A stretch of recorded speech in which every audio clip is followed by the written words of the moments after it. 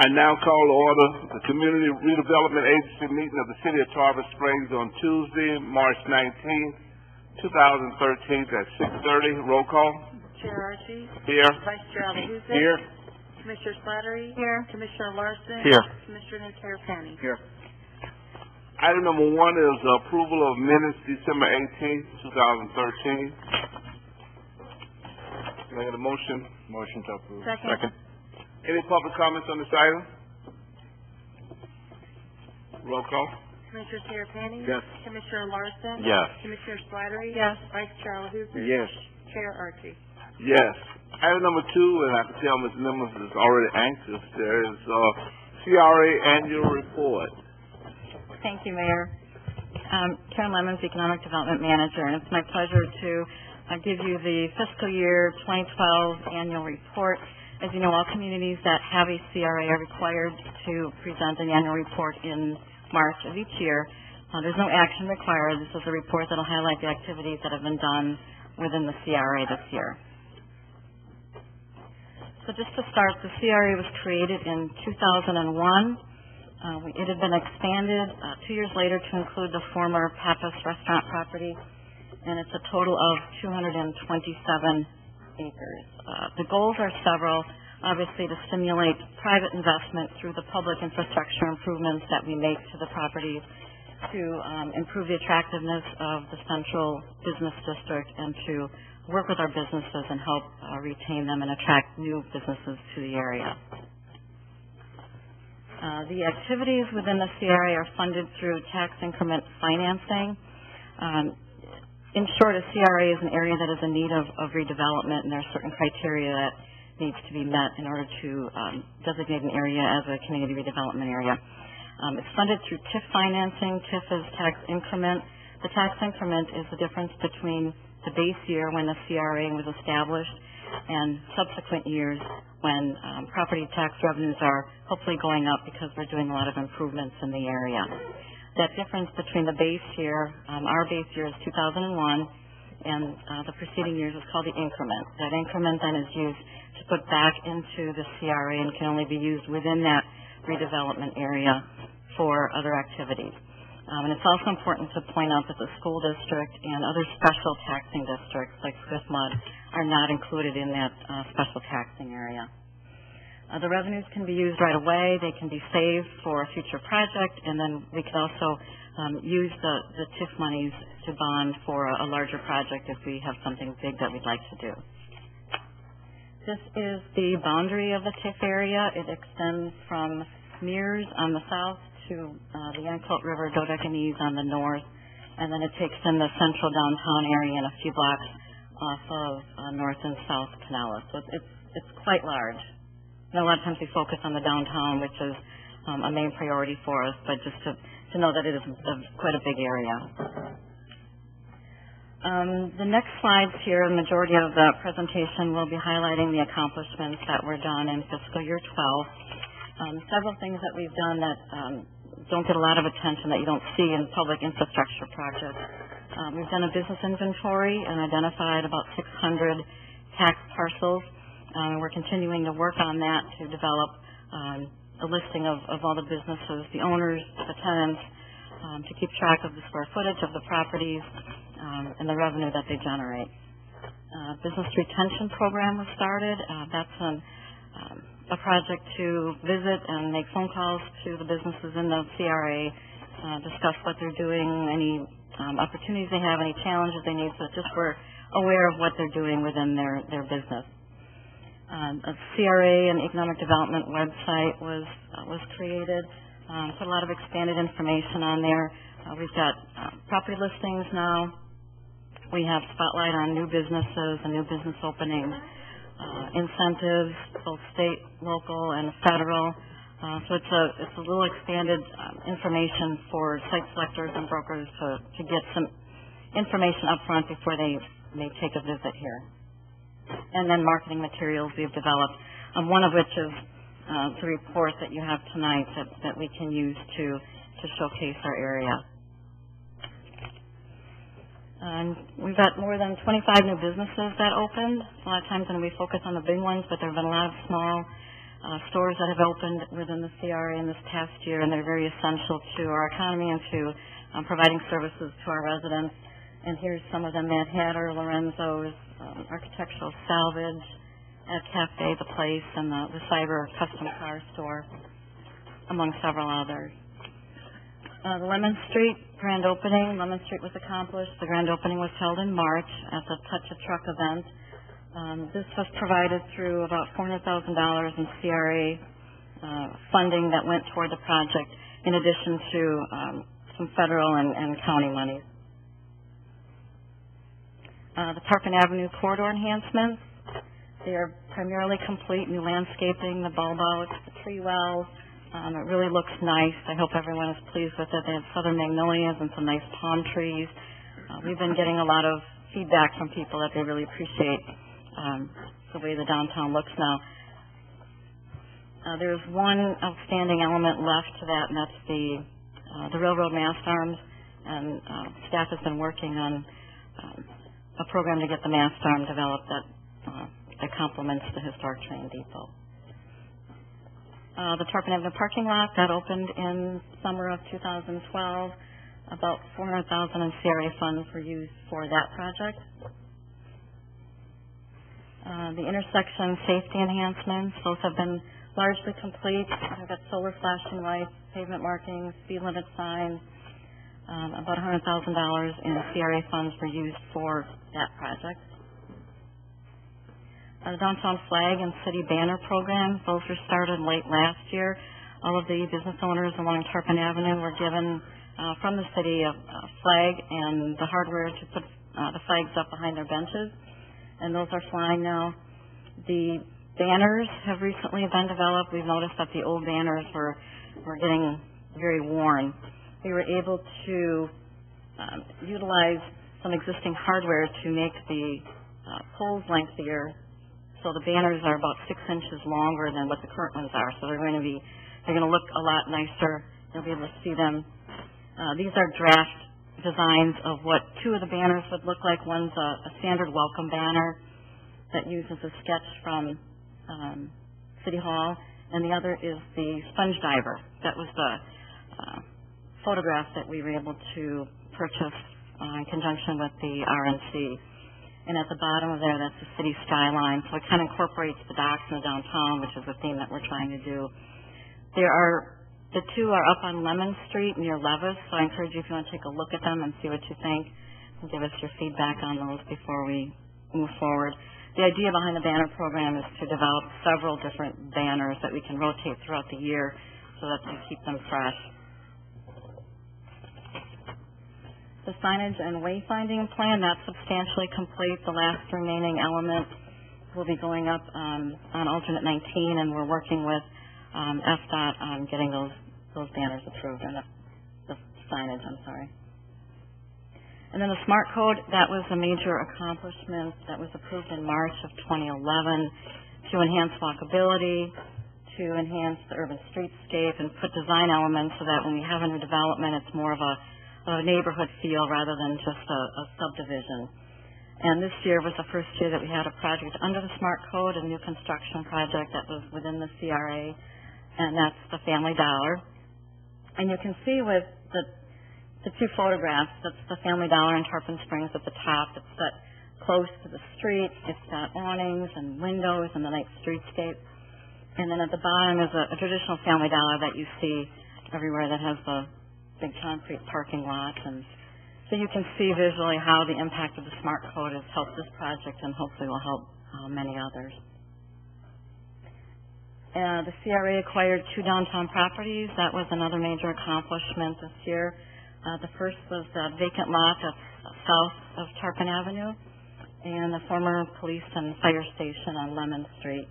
The Tarpon Avenue property is still available for redevelopment, and the police fire station was leased for a microbrewery. Another major accomplishment has been a community initiative that everybody needs to take some success for is a resurgence of the Merchants Association and the combining of the docks and downtown. Businesses are doing a lot of cross-marketing efforts. They're working together and having events at both the downtown and the docks. We're getting a lot of new cooperation and new involvement from the businesses along Pinellas Avenue. This is a photograph of a couple of festivals that were held this year. The Christmas event, which you all know is one of probably the best we've ever had, and then this was the food truck rally. Overall, we had about 11 events last year. 6 were held during the evening. Most of those were the wine and beer walks to help drive some foot traffic at the nighttime.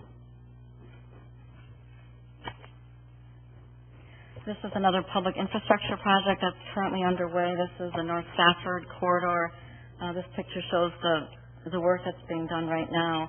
Eventually it will add sidewalks and landscaping and drainage improvements from Tarpon Avenue to Live Oak. And this is the Stafford and Live Oak Fitness Park. That's currently underway. We were able to get a grant from Pinellas County Health Department, so we can now add 9 adult fitness stations. It'd be a great gathering spot now for users of the trailhead. We're expecting to see now a Keystone Road opening this summer, a lot more traffic on the trail, a lot more use of the trail, which I know the businesses are real excited about. And then this is the area that's north of Live Oak. It's a conceptual design right now for an expanded dog park, some landscaping, and potentially a kayak and canoe launch. And again, that's in its early stages. And the facade improvement grants, we have really made an effort this year to try to inform business owners, not just on Tarpon Avenue, but along the whole 227 acres of the opportunity for grants to do some exterior facade improvements. This is 101 and 105 East Tarpon. They put in new awnings. Last year there were 2, or fiscal year 11, there were 2 grants. This year there were 4, and we've got several pending right now. So we're really happy about that, to see some new improvements to our buildings. This is probably the most dramatic example of what a little bit of help can do for a building. This is the Tarpon Tavern. They did extensive improvements, and part of it was our facade grant, and they were able to get the full reimbursement of $10,000 for that. These next 2 slides are new construction projects within the CRA, and there were 2 of them this past year. Again, the Family Dollar that we talked about earlier, and then this is Santos Isles. This is on Martin Luther King and Stafford. They've been working really diligently on it. I think I saw them over the weekend as well. It's a 50-unit, 55-plus senior apartment complex. That's going to be very helpful as well for new residents along the corridor, which leads right to downtown, along our new Stafford Avenue enhancements, and then leading to the dock. And then this is just a photo of part of the CRA from Spring Bayou to downtown. Thought it kind of captured, the beauty of the community. So that's the accomplishments and highlighting what we've accomplished this year. There's a lot of work to do, but I think we've got a bright future ahead. We'll see coming up. Some of these projects will be completed. We'll have some new projects underway. It's working together with the community, with the chamber, with all of you, and with the business owners to make sure that we are building our businesses and community every day. So with that, I'll see if you have any questions, and thank you for the opportunity. First, I'd just like to thank you for your efforts. It's good to reflect. Sometimes you forget a lot of the things that have been accomplished. We talked about when you came in about being a superwoman. You'd like to continue that and trying to increase this fund balance from the $77,000 that we have into something that's workable and doable. But seriously, it's a lot of good things that's happening within the CRA area, and we're looking for some better things as we move forward. So thank you. Thank you. With that, I'll go to the Vice Mayor. Thank you, Ms. Lemons. Thank you for the presentation, and I want to congratulate you for the accomplishments we had last year. It was a productive year, but you mentioned the facade program. which is available to all the businesses in downtown. I'm a little bit disappointed to see only one business took advantage of it, and there are money available for all the businesses to actually beautify the area and get 50% grant. And I think it's very generous. I hope other businesses do the same thing. What do we do to inform the business community that this program doesn't exist? I pretty much walked to all of them. Yeah. I went up and down the street, up and down Tarpon Avenue and Pinellas Avenue, and just told them about it and gave them the information. Sent out some of the requirements and the applications as well, but mostly it was just going door to door. Quite convincing. And it was a good way for me to be able to meet everybody as well. So rather than just mail them something, I wanted to get to know them and have them get to know me. So it was. Hopefully next year we'll do better. She's got some who may be coming around. Okay. We've got several pending ones. Yeah. Oh, you did? This was only for. This report really is for fiscal year 12, which is September of 2011 to September of 2012. So that's what's included in here. But since September of 2012, we've had some more, and those will show up in the next year. But we've got several coming. This is a good program. I think it will be very beneficial to the businesses. Thank you. Mr. Law. Thank you. I'd also like to thank you for the presentation this evening. A couple questions. You mentioned the CRA website.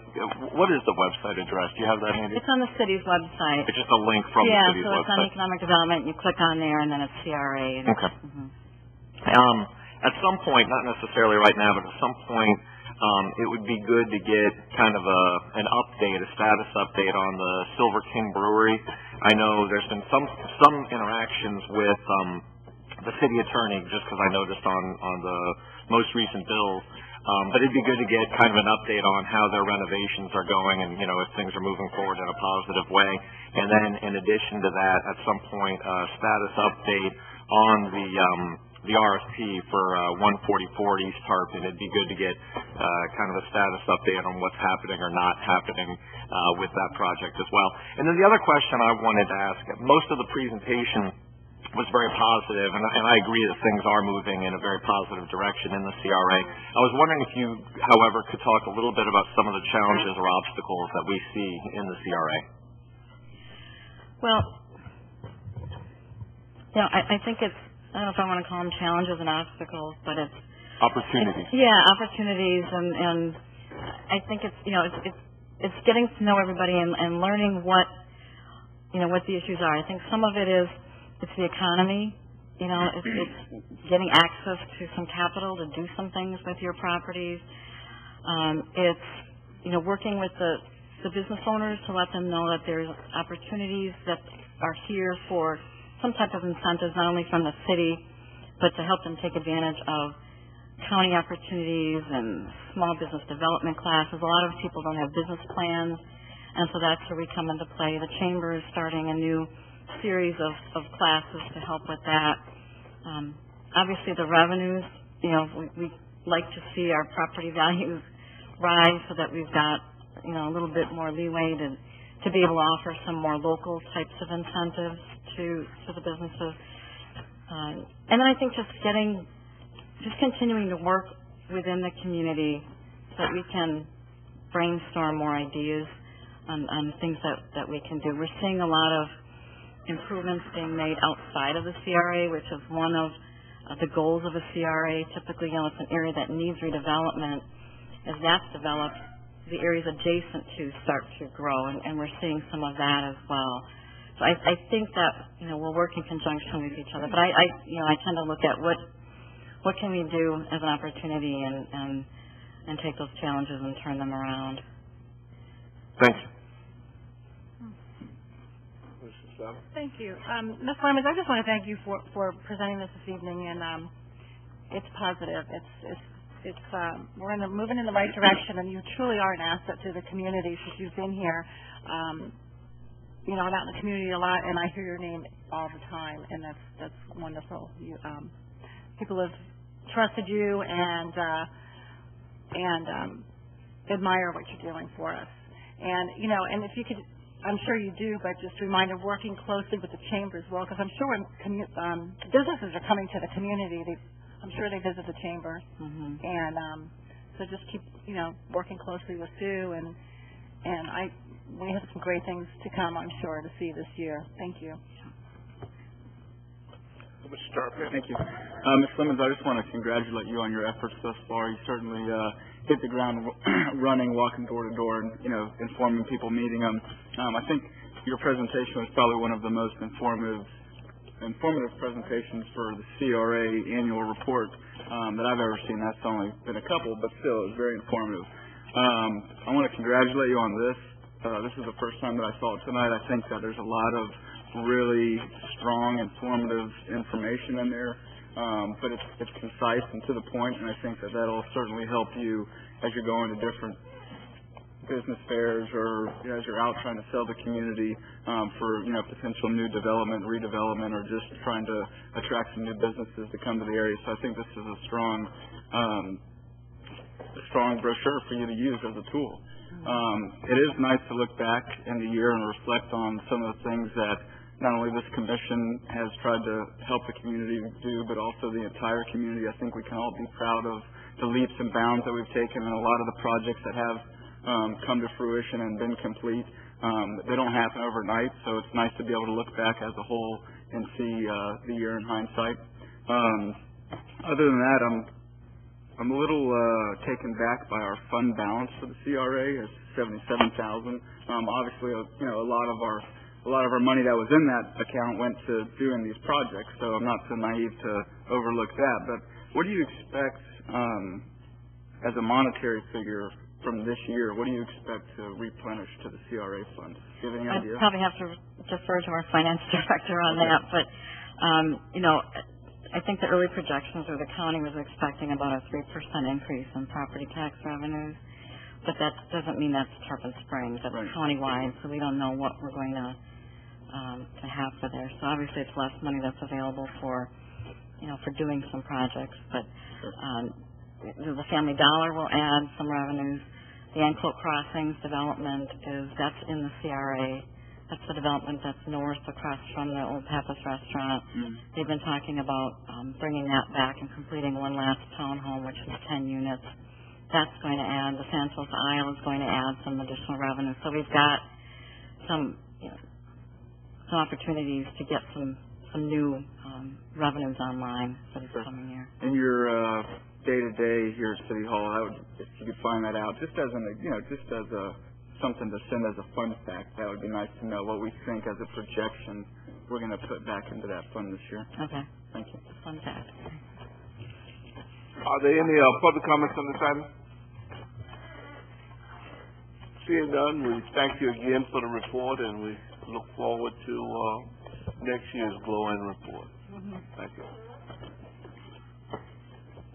That concludes the CRA meeting, and we'll adjourn it at 6:50. Mayor, want to vote? Oh, do we have to approve that the annual report? Yeah. We should, huh? Well, we can't. I didn't see anything as far as that, but just for so that we don't do something that we shouldn't. Is there a motion for approval? Yes, I want to approve. Second. Roll call. Commissioner Tarpon? Yes. Commissioner Larson? Yes. Commissioner Slattery? Yes. Vice Chair Lucas? Yes. Chair Archie? Yes. And with that, we'll adjourn our CRA meeting at 6:54, and we'll go to our regular session. I'll now call order the regular session meeting of the City of Tarpon Springs on Tuesday, March 19th, 2013 at 6:54 and a half. Roll call. Mayor Archie? Here. Vice Mayor Lucas? Here. Commissioner Slattery? Here. Commissioner Larson? Here. Commissioner Tarpon? Here. Is Reverend Wayne Farrell here? If not, we'll ask Reverend James. our illustrious attorney if he would give us the invocation, and we will remain standing for the Pledge of Allegiance. Let us pray. O merciful Father, as the citizens and officials of Tarpon Springs meet together to address our local concerns and problems, we give thanks to you for the bounty that we enjoy in all aspects of our community life and for the peace and beauty that is ours each day. We ask for your inspiration to strive for excellence in our endeavors to serve the public. Grant us peace in our world and harmony between all people to your greater glory. Amen. Amen. I pledge allegiance to the flag of the United States of America and to the republic for which it stands, one nation, under God, indivisible, with liberty and justice for all.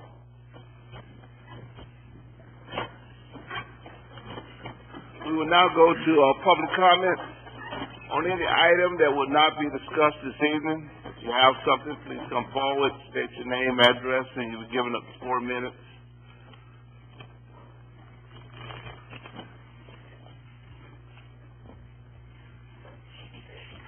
Sue Thomas, President, Tarpon Springs Chamber of Commerce, 111 East Orange Street. I've only been there 2 years. Just wanted to mention, I got to get a commercial in. In about 2.5 weeks, we have the 39th Annual Fine Arts Festival.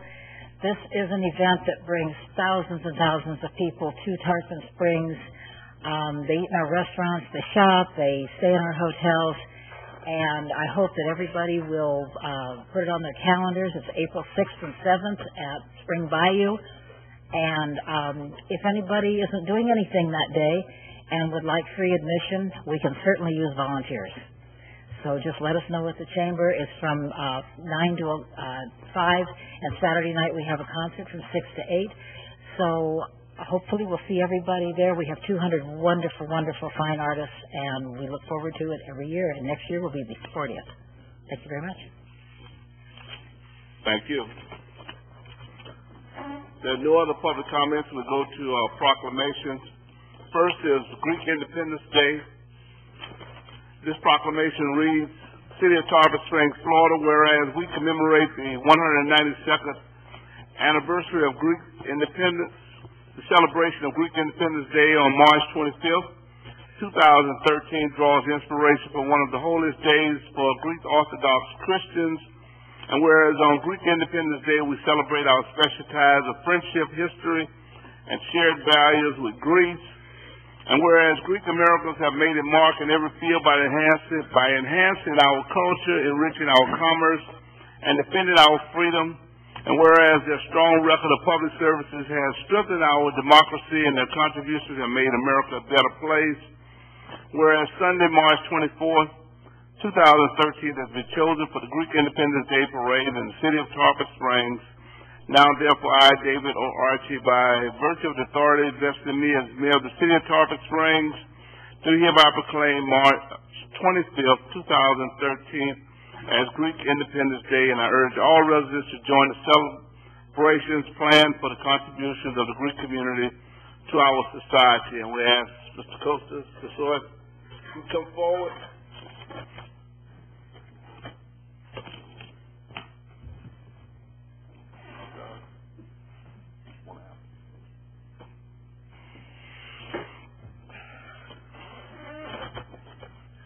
My name is Kostas Sisois. I'm the president of the Greek Independence Parade Committee.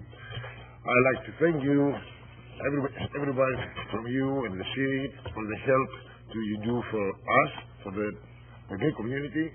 It's not only for the parade, the whole event around the year. Well, thank you very much, and I'd like to see you Sunday, everybody. I send to you invitations, and everybody, I believe, to take. So, thank you very much, and I wish you the best. Thank you. Thank you. Any public comments on this item? If not, we'll move to item number 2, Boys and Girls Club Week.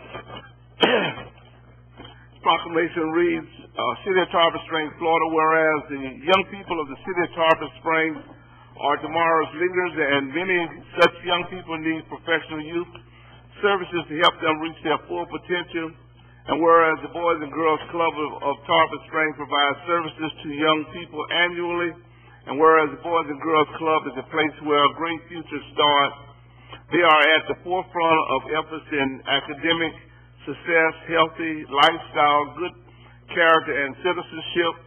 And whereas the theme of the celebration, clubs, which stands for career, leadership, understanding, brotherhood, and stamina, reflects the purpose of the Boys and Girls Club experience. Whereas the Boys and Girls Club organizations in our state help ensure that our young people keep off the street, offering them a safe and supportive place to go and provide them with quality programs. And whereas today we extend a sincere vote of tribute and support to the Boys and Girls Club of Tarpon Springs for its invaluable contributions to the betterment of life in our city. Now, therefore, I, David O. Archie, by virtue of the authority vested in me as the mayor of the city of Tarpon Springs, do hereby proclaim April 7th through the 13th, 2013 as Boys and Girls Club Week. And we ask that Ms. Clark come forward.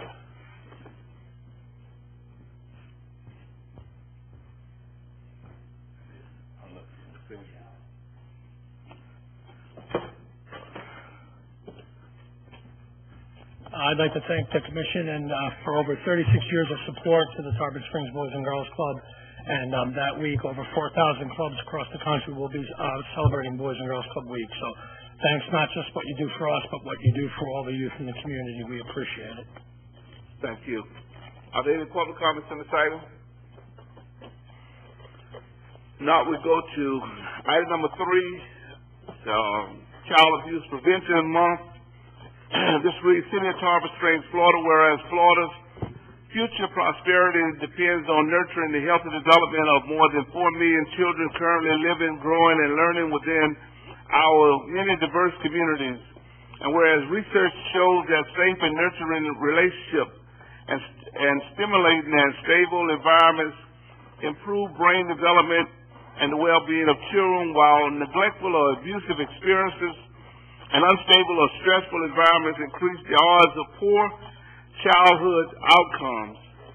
Whereas the abuse and neglect of children can cause severe, costly, and lifelong problems affecting all of society, including physical, mental health problems, school failure, and criminal behavior.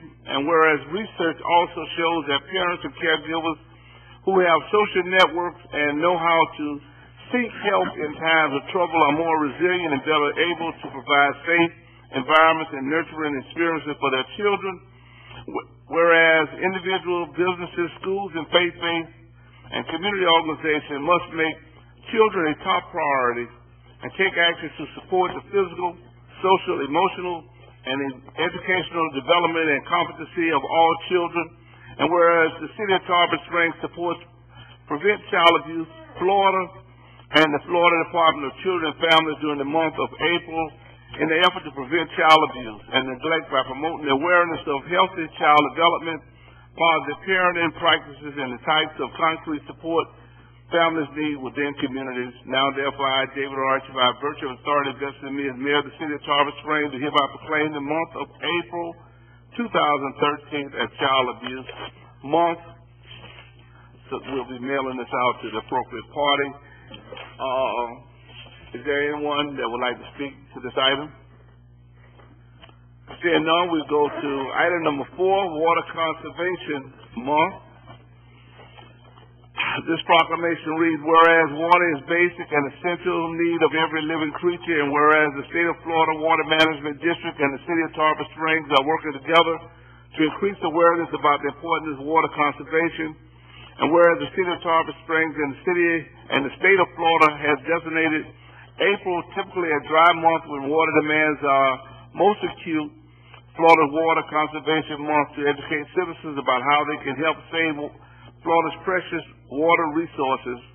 And whereas the City of Tarpon Springs has always encouraged and supported water conservation through various educational programs and special events, and whereas every business, industry, school, and citizen can make a difference when it comes to conserving water, and whereas every business, industry, school, and citizen can help by saving water and thus promote a healthy economy and community. And now, therefore, I, David Archie, by virtue of the authority vested in me as the mayor of the City of Tarpon Springs, to hereby proclaim the month of April as Water Conservation Month and call upon each citizen, business in the city of Tarpon Springs to help protect our precious resource by practicing water-saving measures and become more aware of the need to save water. And Bob Robertson.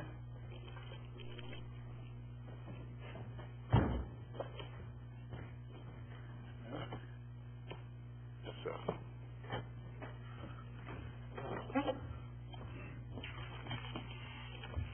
Good evening, Bob Robertson, Public Services Program Manager.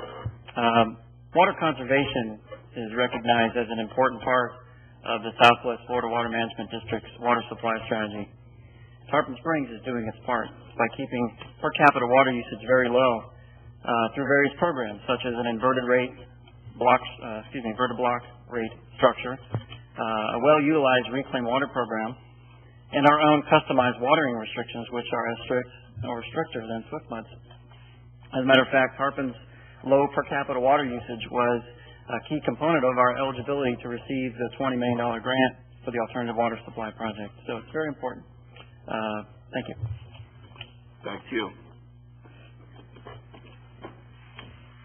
Our next proclamation is item number 5, MDA Fill the Booth Appreciation Month. Excuse me. This proclamation reads, City of Tarpon Springs, Florida, whereas firefighters throughout the state of Florida and across the nation have joined Muscular Dystrophy Association, MDA, for 59 years in the fight against neuromuscular diseases, and whereas Tarpon Springs Fire Rescue was joined in this effort during the month of April, and whereas Florida firefighters collected over $1 million during 2012 Fill the Booth campaign for the Muscular Dystrophy Association, and whereas funds collected by the Tarpon Springs Fire Rescue assist MDA in providing medical services at local clinics, summer camp, research grants, support groups, and public education seminars at no cost to local children and families. Whereas the City of Tarpon Springs appreciates the efforts of Tarpon Springs Fire Rescue and the MDA for their service to our community and their dedication to the area's children and adults. Now, therefore, I, David O. Archie, by virtue of authority vested in me as the mayor of the City of Tarpon Springs, Florida, do hereby proclaim the month of April 2013 as Tarpon Springs Fire Rescue and MDA Fill the Booth Appreciation Month. And we will ask, let's see, Mr. Erwin Arthur, Executive Director of MDA St. Petersburg and Tarpon Springs Firefighters. I think that was a little surprise. You have something. Hi, I'm Erin Arthur. I'm the Executive Director of MDA, and I wanted to accept this on behalf of the firefighters. They were hoping to be here, but they got called away serving the community. So I just wanted to say thank you all for the support that you are showing to MDA and also the fire department. Firefighters in general have been a huge supporter of MDA, as it said, for over 59 years.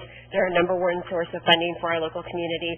My office here in Tampa Bay, we cover 6 counties, and we have over 960 individuals that are being served by the funds that are raised, and everything is dollar for dollar while they're standing out there collecting from people driving by. So they will be out for 3 Fridays in April, the 5th, the 12th, and the 19th. So I encourage everybody to drop $1 in as you're driving on your way home from work. And I just wanted to, again, say thank you for the support and for allowing them to do that. So we greatly appreciate it. Thank you. Any public comments on this item? Seeing none, we'll go to presentations. And this is definitely a privilege and a pleasure to be able to read something about one of our police officers, and that's Officer Eugulus, and some of the things that he's done for the city of Tarpon Springs. Did you want to say something first, Chief? Yeah, thank you, Mayor, Board of Commissioners. I'm Chief Coach in Tarpon Springs Police Department, and I've been going 25 years now in law enforcement and in service with the department, and you can tell that I really don't have much hair left on my head, but it's moments like these that really make it all worth it. we have 2 officers tonight that have really done outstanding work, and they need to be recognized. It's a tough job, but when you do, the things that these officers have done, it definitely deserves recognition. We have some of Tarpon's finest here tonight and some of our other members of the department. We have Officer Ugulis. We have Corporal Frank Ruggiero, Captain Barbara Templeton, Captain Jeff Young. We have Cindy Myers, who's our executive assistant. We have Detective John Loibel, that's breaking his camera, taking pictures of me right now. So I appreciate everyone coming out for this. And Mayor, I'll turn it over to you for what you need to say. Thank you. Yes, sir. First, I'd just like to read a little something and let you know why Officer Ugulis is receiving a plaque from the commission tonight. Officer Ugulis, over the last several years, has embarked on a mission to make a difference in the lives of homeless persons by connecting with them, gaining their trust, and showing them that there is a way to get help and make a difference in their lives. Since 2010, Officer Ugulis has assisted over 200 homeless persons off the street into programs that can make a difference in their lives. This endeavor on the part of Officer Ugulis takes commitment, patience, and compassion to reach into the lives of homeless persons and show them that there is an advocate of authority willing to help. Officer Ugulis demonstrates his special ability above and beyond his job requirements as a police officer to accomplish the feat of helping over 200 persons get into programs that address mental health issues, drug abuse, alcohol abuse, and other problems that lead to homelessness. Words simply cannot express the positive impact that Officer Ugulis has had on homeless persons in Tarpon Springs. Officer Ugulis is a clear example of what making a difference in people's lives really means. He's a credit to the Tarpon Springs Police Department and the City of Tarpon Springs. And on behalf of the Commission, would like to present him this plaque. I'll bring it over. But first I'll read it. This says, the City of Tarpon Springs and Tarpon Springs Police Department wish to commend Officer Jose L. Ugulis in recognition and appreciation for his continued support and active involvement with the Homeless Outreach Program presented this day, March 19, 2013.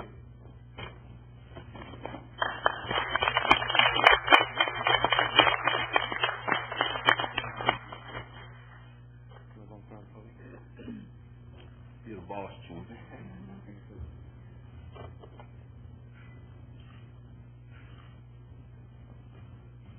Thank you very much. No.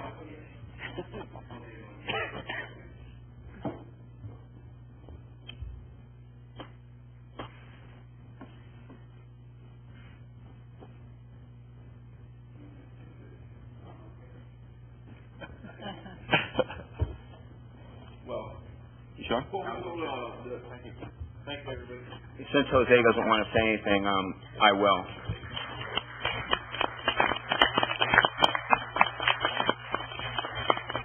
Jose has a special knack. I mean, it's amazing to watch, but he has a special knack for working with homeless people. It's amazing to watch. He has the ability to connect with them.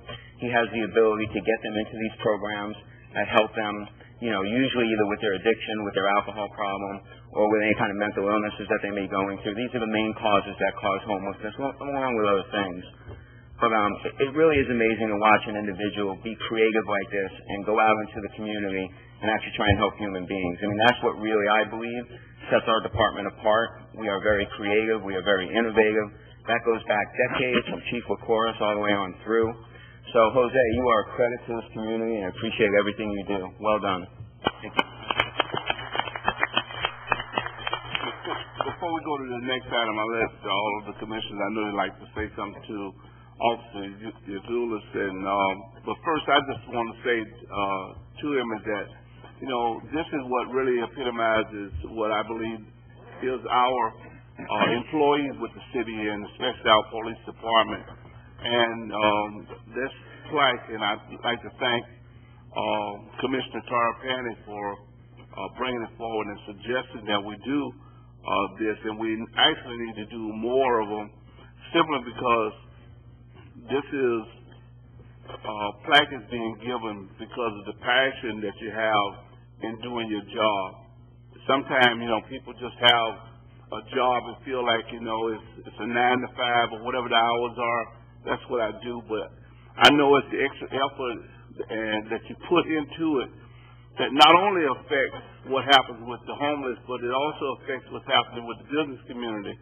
And since you've been involved, we don't get those calls that we used to get about homelessness and what's happening and the negative impact that was happening as far as business is concerned. And you're turning it around in a sense of helping these individuals, some that are homeless through no fault of their own, to have an opportunity to reconnect with society. So, as mayor of the city of Tarpon, I definitely want to personally just thank you for all that you do to help Tarpon to be a better place. And with that, I'll go to you, Commissioner Tarpon, and the rest of the Thank you, Mayor. Commission. Jose, I really, I don't have a whole lot to say, but I do want to thank you. I recognize your efforts early on with the chief when, as a downtown business owner, we recognized that there was some issues going on, and you were assigned, I guess, by the chief, and you stepped up to a leadership role, and you've really done an outstanding job, and that's why we wanted to recognize you. I mean, anytime one particular officer takes 200 people off the street and puts them in a program to where they can turn their life around and become contributing members of society, to me that's something worthy of a plaque and honoring you, and we want to thank you for coming tonight, and I really appreciate all of your efforts. Thank you. Thank you. Commissioner Slattery. Thank you. Officer Gillis, it's an honor. We're honored to have you here this evening, and I can't thank you enough for what you do for our community. I personally have seen less homeless in the last couple of years walking the streets. It was overwhelming a few years ago, and I've seen quite a change. And like the mayor said, I know I don't get phone calls like I used to. We used to get phone calls all the time, and so there is a change. And I thank you, and for recognizing. Yes, some people may have to be arrested because they do things that they shouldn't do, but there's so many homeless that can't help their situation, and they probably can be helped, and that you recognize that there's a place for them. They can go and get help and maybe come back into this community again or another community and start their lives over. And I want to thank you for that. You did a fantastic job. Thank you. Thank you. Commissioner Lawson. Thank you. I'd also like to thank you and congratulate you for your accomplishments. To help 200 people, homeless people, to get the help that they need is really just a remarkable accomplishment.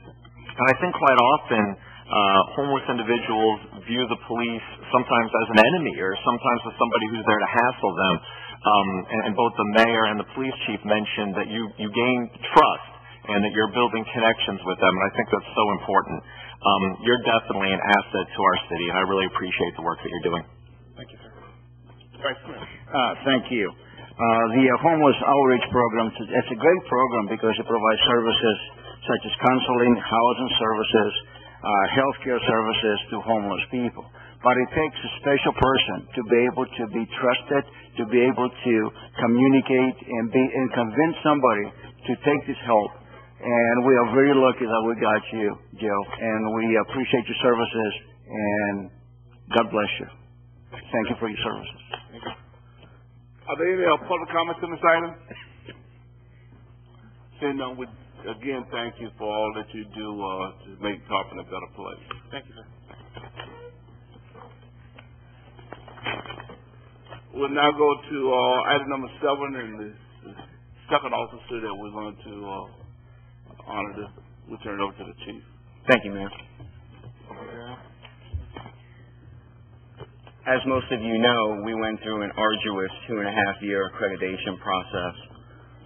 This process really turns your department inside and out. I mean, you have to go through every fine detail of what you do, and you have to follow best practices. And, this process requires what we call an accreditation manager. I call it a quality control agent. Corporal Ruggiero wears multiple hats in the agency, but he spearheaded our efforts towards accreditation as our accreditation manager.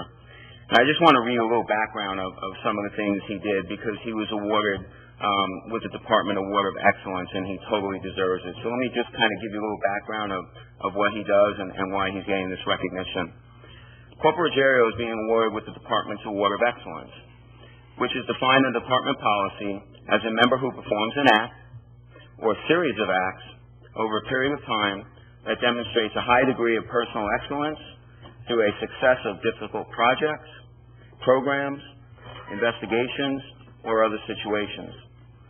Corporal Ruggiero is a dedicated professional who oversees the department's successful and award-winning SRO program, Traffic Homicide Unit, and is a lead training instructor to officers within the department. In addition to these duties, again, multi-rolling, multitasking, Officer Ruggiero is also the department's accreditation manager. In many other departments, this is a full-time job in and of itself, with no other duties. During the last 2.5 years, Corporal Ruggiero has dedicated himself to the accreditation process to ensure that TSPD was complying with over 260 strict standards of professionalism. Corporal Ruggiero's attention to detail, determination, and his willingness to overcome obstacles were instrumental in our agency being awarded accreditation status. When we talk about TSPD's core values, and these are integrity, professionalism, quality, creativity, and accountability, one only has to walk down our main hallway and see the professional pictures that Corporal Ruggiero installed himself that outline each core value and what it means to our agency. See, because you have to live by these things to be successful. Corporal Ruggiero is always there reminding us and ensuring that we are, in fact, living by the standards. In the grand scheme of things, he is our main quality control agent, and this is a key factor towards us being reaccredited in 3 years. If you don't live by these standards, we're done, and I can assure you we will live by these standards. When we talk about our department's vision of building a better future through excellence in policing, or when you see the final accreditation assessment summary state, and I quote, "The Tarpon Springs Police Department is clearly a top-notch agency, and the quality of law enforcement provided to those in the town of Tarpon Springs is exceptional." That's not me saying that. That's professionals from around the state saying that. Credit for this goes to all members of the Tarpon Springs Police Department, because we are truly one team. But credit also has to go to the city manager, city commission, and the community at large for all the support along the way. And I see David Banther in the back. The Budget Advisory Committee actually did a resolution in the very beginning of this process supporting it, so we really appreciate that. However, with all this said, in the background is our dedicated and professional quality control agent, Corporal Ruggiero, making sure that we, as a team, live by the professional standards of accreditation. It is for all these reasons just mentioned that I am honored to present Corporal Ruggiero with the Department Award of Excellence plaque, and I'll read it. Frank, Tarpon Springs Police Department Award of Excellence, presented to Accreditation Manager Corporal Frank C. Ruggiero in recognition of his outstanding dedication, commitment, and personal leadership in our efforts to obtain the initial state of accreditation for our agency. Excellent job, thank you.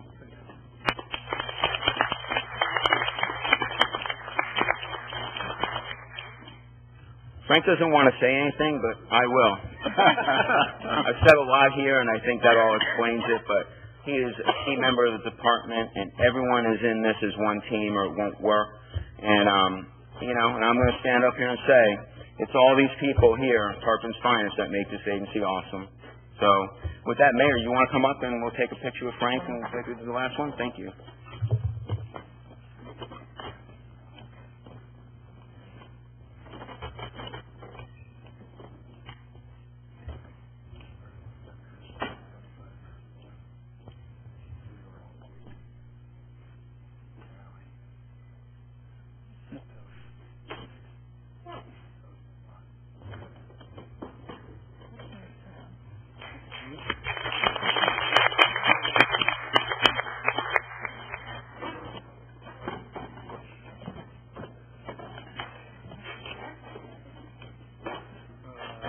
I'd just like to take this opportunity just to say to Officer Ruggiero that we definitely appreciate your efforts in terms of helping our city to become accredited for its our law enforcement is concerned. But also, I just say that, you know, for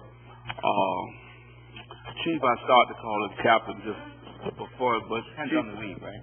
Yeah, you know, and other smiley face. You know, you're to be commended too, because, you know, sometimes when things like this happen, it's easy just to say, what a great department, you know, I have, and put yourself out front, but you try to give credit to the people that truly deserve the credit. And that's what I think makes us have a great law enforcement department, is all of the people and being led by our chief. But to all of you, I think that you represent us well. I know that too many times you don't get this type of accolades. It's always when somebody's making some type of accusation, whether it's true or false, and most of the time it's false, but nobody ever comes back and do any retractions of the comments that's being made. But this is a chance to say that we appreciate all that you do, and because of you, we all can go home and feel safe and sleep safely and soundly, and believe that our families are protected. And to have an award like an accreditation is a great thing. It's not something to be taken lightly, and to be the one that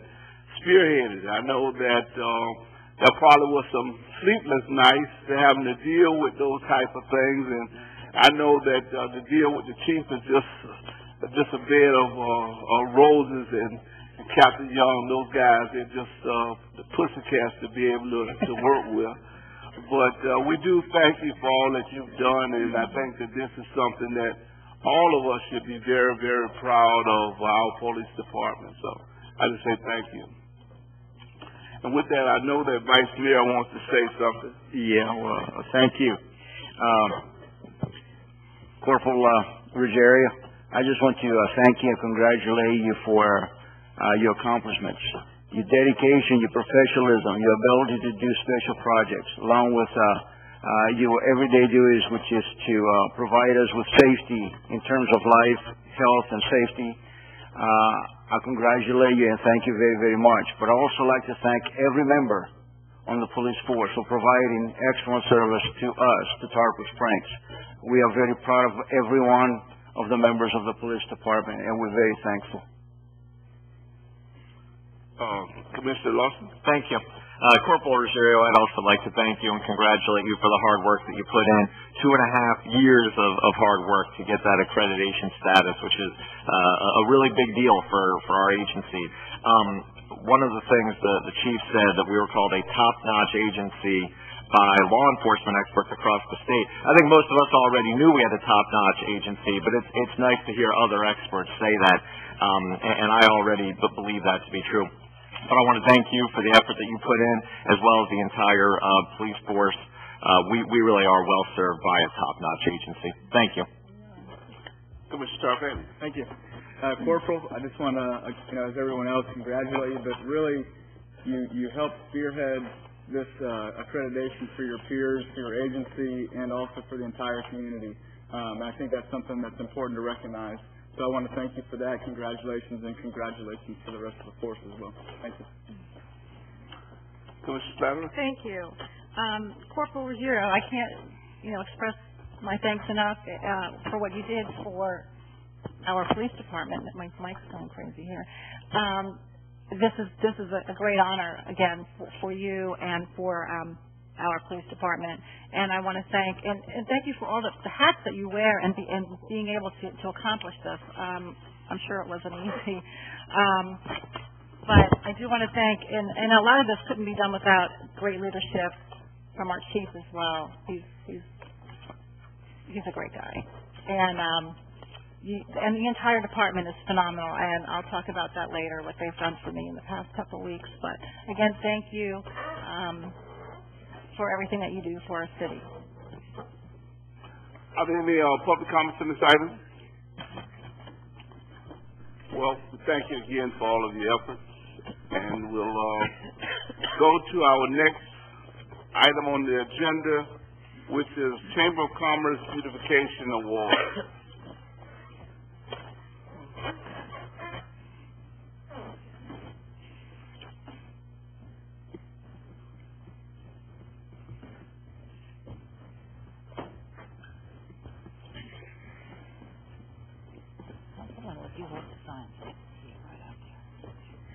Sir Thomas, President, Tarpon Springs Chamber of Commerce, 111 East Tarpon Avenue.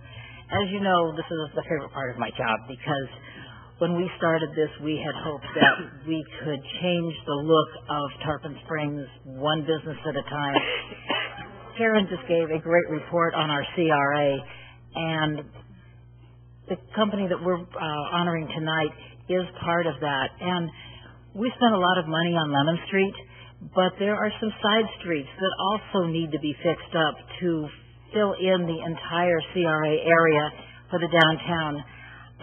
Rick Blodgett and his son Thomas are the award winners tonight.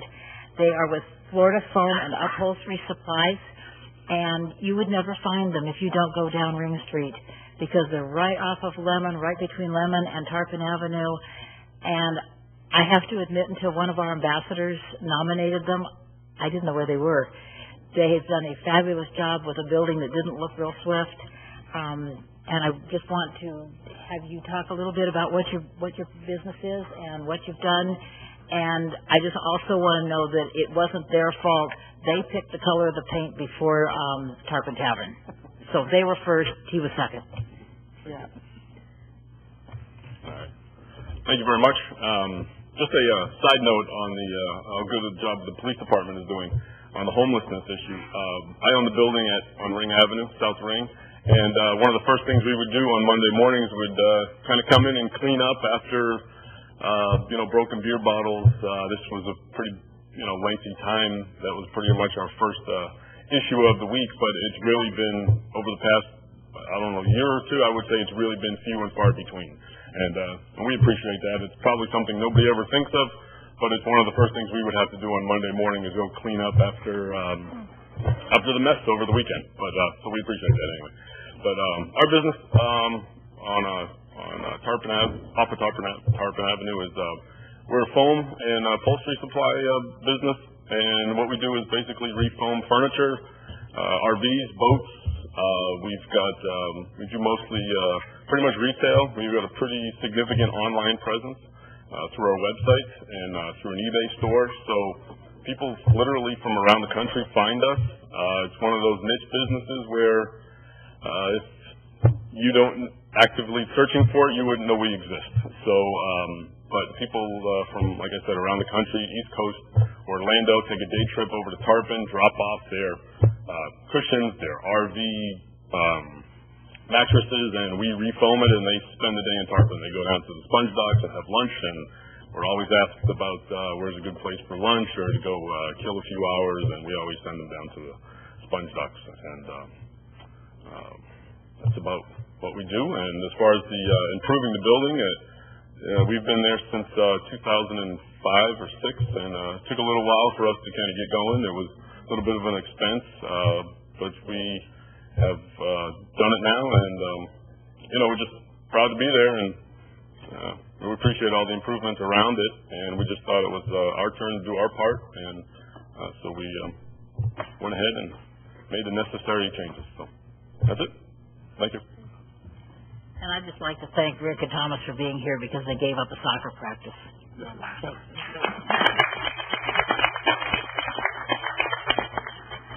Well, we definitely like to thank you for making Tarpon your home for as your business is concerned, and your efforts to beautify Tarpon is definitely appreciated. We hope and wish you much success in the future for as your business is concerned. We've been here since 2001, and this is past 7, 8 or years over on Ring, and we love it. It's home for us, and we take a sense of pride in being there, and want to keep us and do our part to beautify the area. So thank you. Any comments? Any public comments on this item? If not, we'll go to item number 9, Internal Auditor, Utility Building Audit Report. Thank you, Mayor. Michael Seminaro, Senior Manager with Crow Horwath. I'm in charge of the internal audit project here at the city.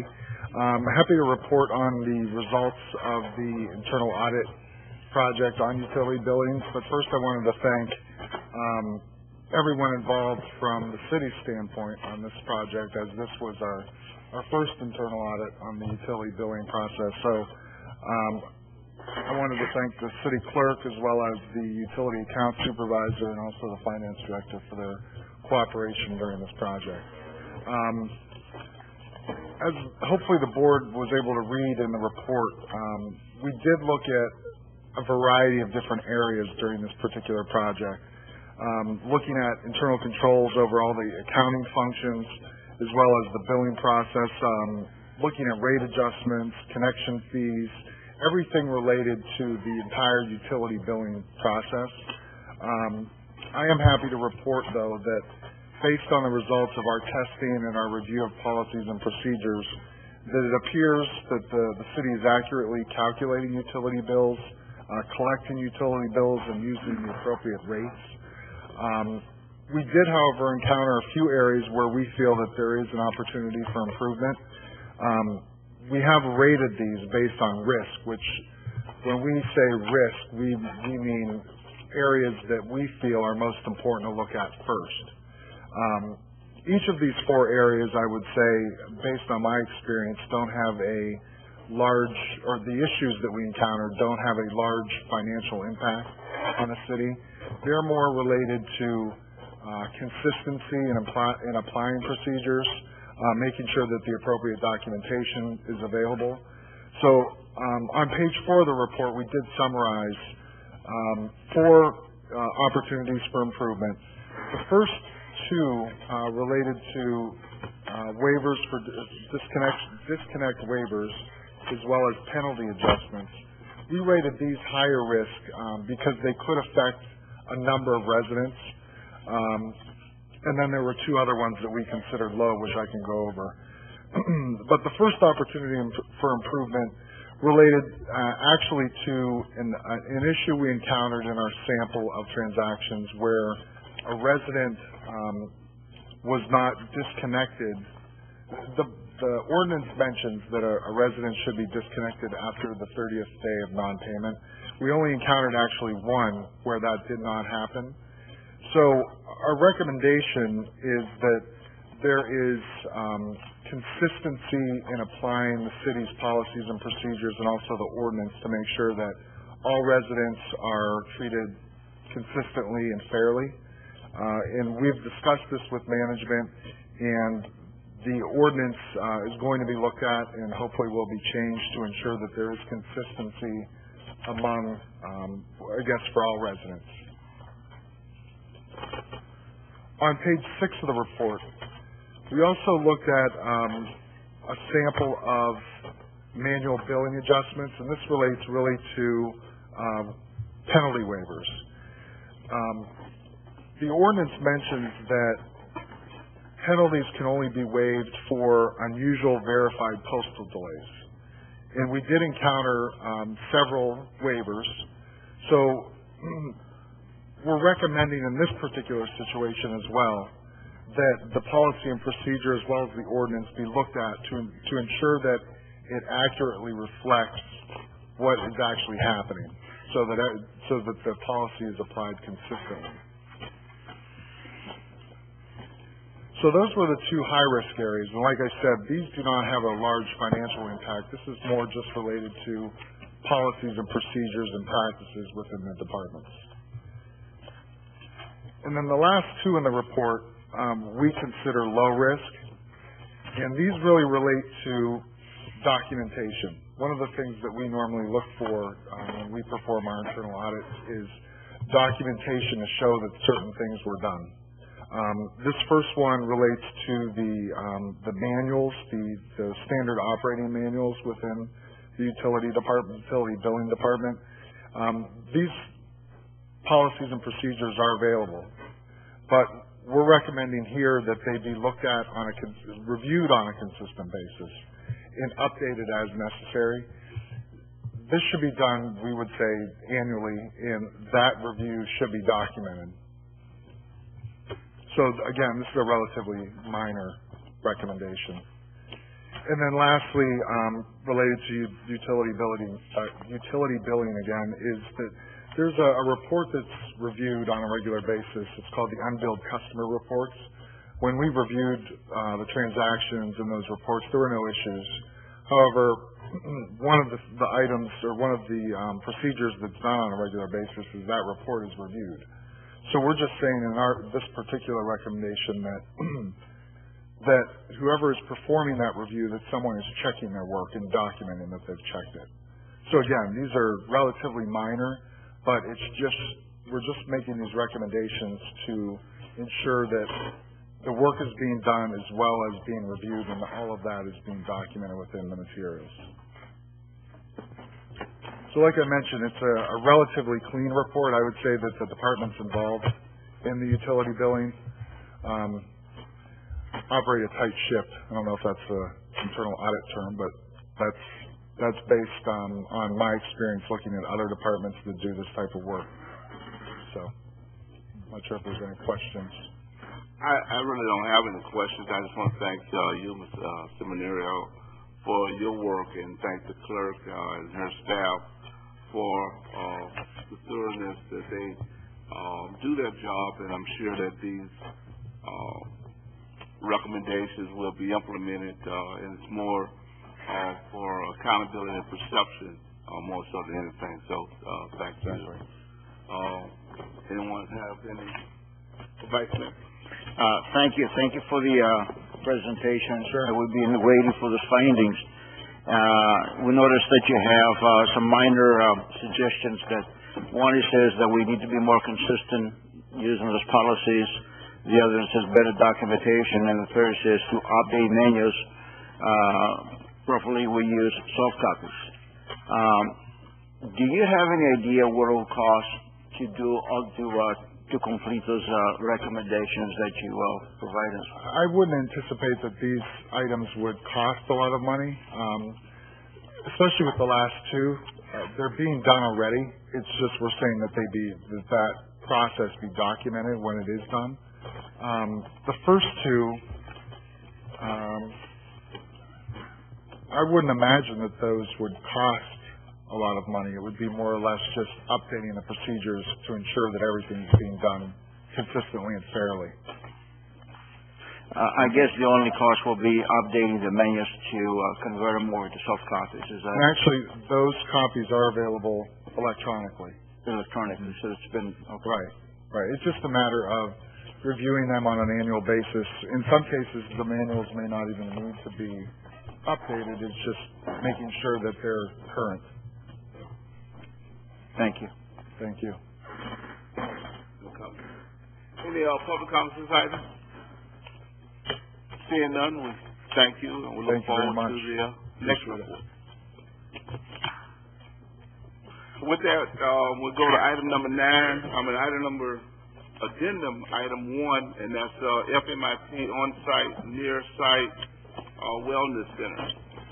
This is pretty much, we want to give you some information of something that's happening and breaking fast. I'm going to have Jane Niffen, HR Director. The reason why we're bringing this up in the addendum is I sent you a copy of something happened at the Florida League of Cities, the Municipal Insurance Trust that's involved with our health insurance. This backup that you have is from their meeting, and what they've approved, the concept of us possibly being involved as a test site for a wellness center. So before we get into that, let me give you a little background about this, and Jane can provide the background, and I can tell you, just for information purposes, this thing could move fast. So we want to get this information to you, and we may be bringing this back soon as we work with Oldsmar and the two city attorneys from both cities and see if we can put this all together. Honorable Mayor, Board of Commissioners, Jane Niffen, HR Director. For over a decade, I've been coming before the Board of Commissioners making presentations on employee health care insurance. And during that time, there have been great strides that have been made in the healthcare field. For example, technological changes and innovations, the availability of more intensive treatments and drug therapies, for example, the biomedical drugs that we have available now, as well as improved diagnostic procedures. All of these have contributed to better levels of health and quality of life, as well as the increased life expectancy. However, these improvements have come with a price: increased cost to both the city and its employees. Over the same time period, we at the city have tried to balance the quality of the insurance product with cost containment.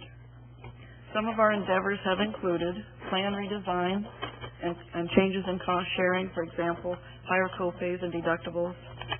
We have also explored different health care options, such as the feasibility of forming a local area health insurance consortium.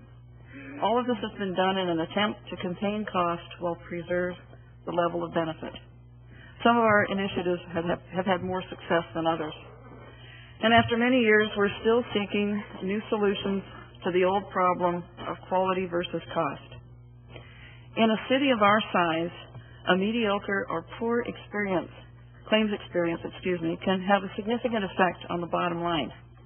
Claims experience, simplified, is really the ratio of dollars spent to dollars collected. The lower, the better. Our catastrophic claims, which are those over $100,000, are ceded off to the pool. In other words, they're pooled and have a lesser effect. However, the claims below $100,000 have a direct effect on our bottom line. Our plan has what we call a utilization issue as opposed to a large claims issue. The frequency of claims is the major cost driver for us. However, that may be indicative of people seeking medical intervention before a serious medical condition. Our pharmacy use leads credence to that idea. People are using pharmacy; they are seeking doctors' services. Our new Hometown Health initiative that we've kicked off this past year is designed to eventually lower our claims experience. However, if you've listened to me before, you've heard me talk about claims are claims are claims, and somebody has to pay them. We may not be able to control the frequency of our claims, but it makes sense to focus on how to reduce the cost of those claims. Since the majority of our claims are generated through a primary care physician, a family doctor, a general practitioner, some entities, including the Florida League of Cities, began a few years ago to consider the idea of an on-site or near-site medical clinic. And this is where plan participants can choose to access a doctor's services with no copay and prescriptions filled on-site at no cost. Such an approach is cost-effective both in time and money for employees and employers. For example, no insurance claims, no copays, more time with the doctor, less waiting. For people who don't like to go to doctors on a regular basis, there's always that option. There are currently several of these what we call on-site or near-site wellness centers operating in the state of Florida. Particularly, there's a site being run very successfully by the city of Clearwater and Dunedin.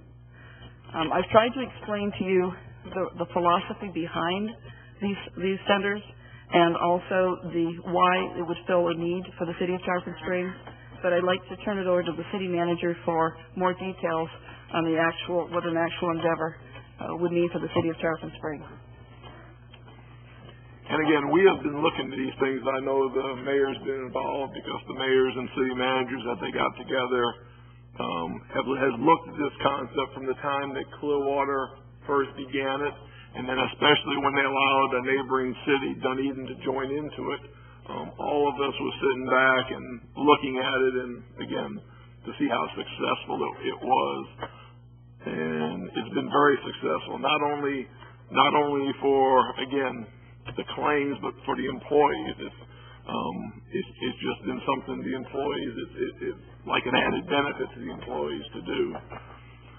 So obviously, we've been talking about it among ourselves, especially with us, as we don't have anybody around us but count him. The closest one Oldsmar, we even talked about something with Oldsmar and Safety Harbor at some point. Obviously, the biggest hurdle to this is money, because it's very expensive to operate, and Clearwater made a tremendous investment of money to do this. But what we've been working on and what's been kind of breaking very fast is an idea from our insurance carrier with the Florida League of Cities. Again, looking at the success of the Clearwater Dunedin model, looking at a model that they have in Tampa for the city on wellness, looking at these things, they were looking for a place to have a pilot program. And obviously, since we had been talking about it, and since both us and Oldsmar are represented by them, obviously when they came to us, obviously we thought it was great, but there's a tremendous cost taken. If you look into what they provided to their board, close to $266,000 to start up on, which again, for us, the two cities to do in these times and budgetary things would be tremendous. But at the meeting on Friday, when they presented this to this board, they got approval to commit that amount of money for a test site, a test center. And hopefully within the next couple of weeks, myself and the city manager of Oldsmar, the two attorneys from it, can work together to bring back to you a package to make this a possibility. It would be a joint clinic.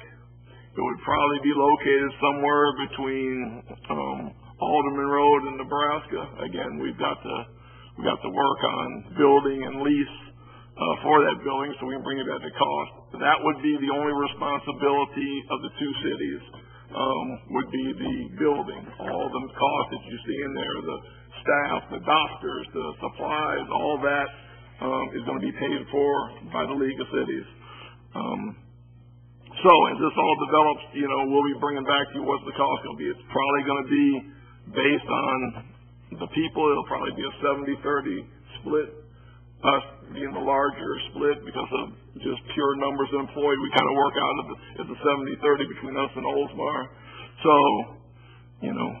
whatever that is of a lease and utilities, that's what we would be paying. I can tell you when we bring it back to you that obviously one of the things we're hoping for is within a year or two, our premiums are going to drop to fully pay for whatever those lease costs are. So it's an investment that is going to start paying for itself. But I can tell you the initial money that we put out, which probably is going to be in the $20,000 to $25,000 area, that investment and benefit for the employees is going to be well worth that money for what it can provide our employees.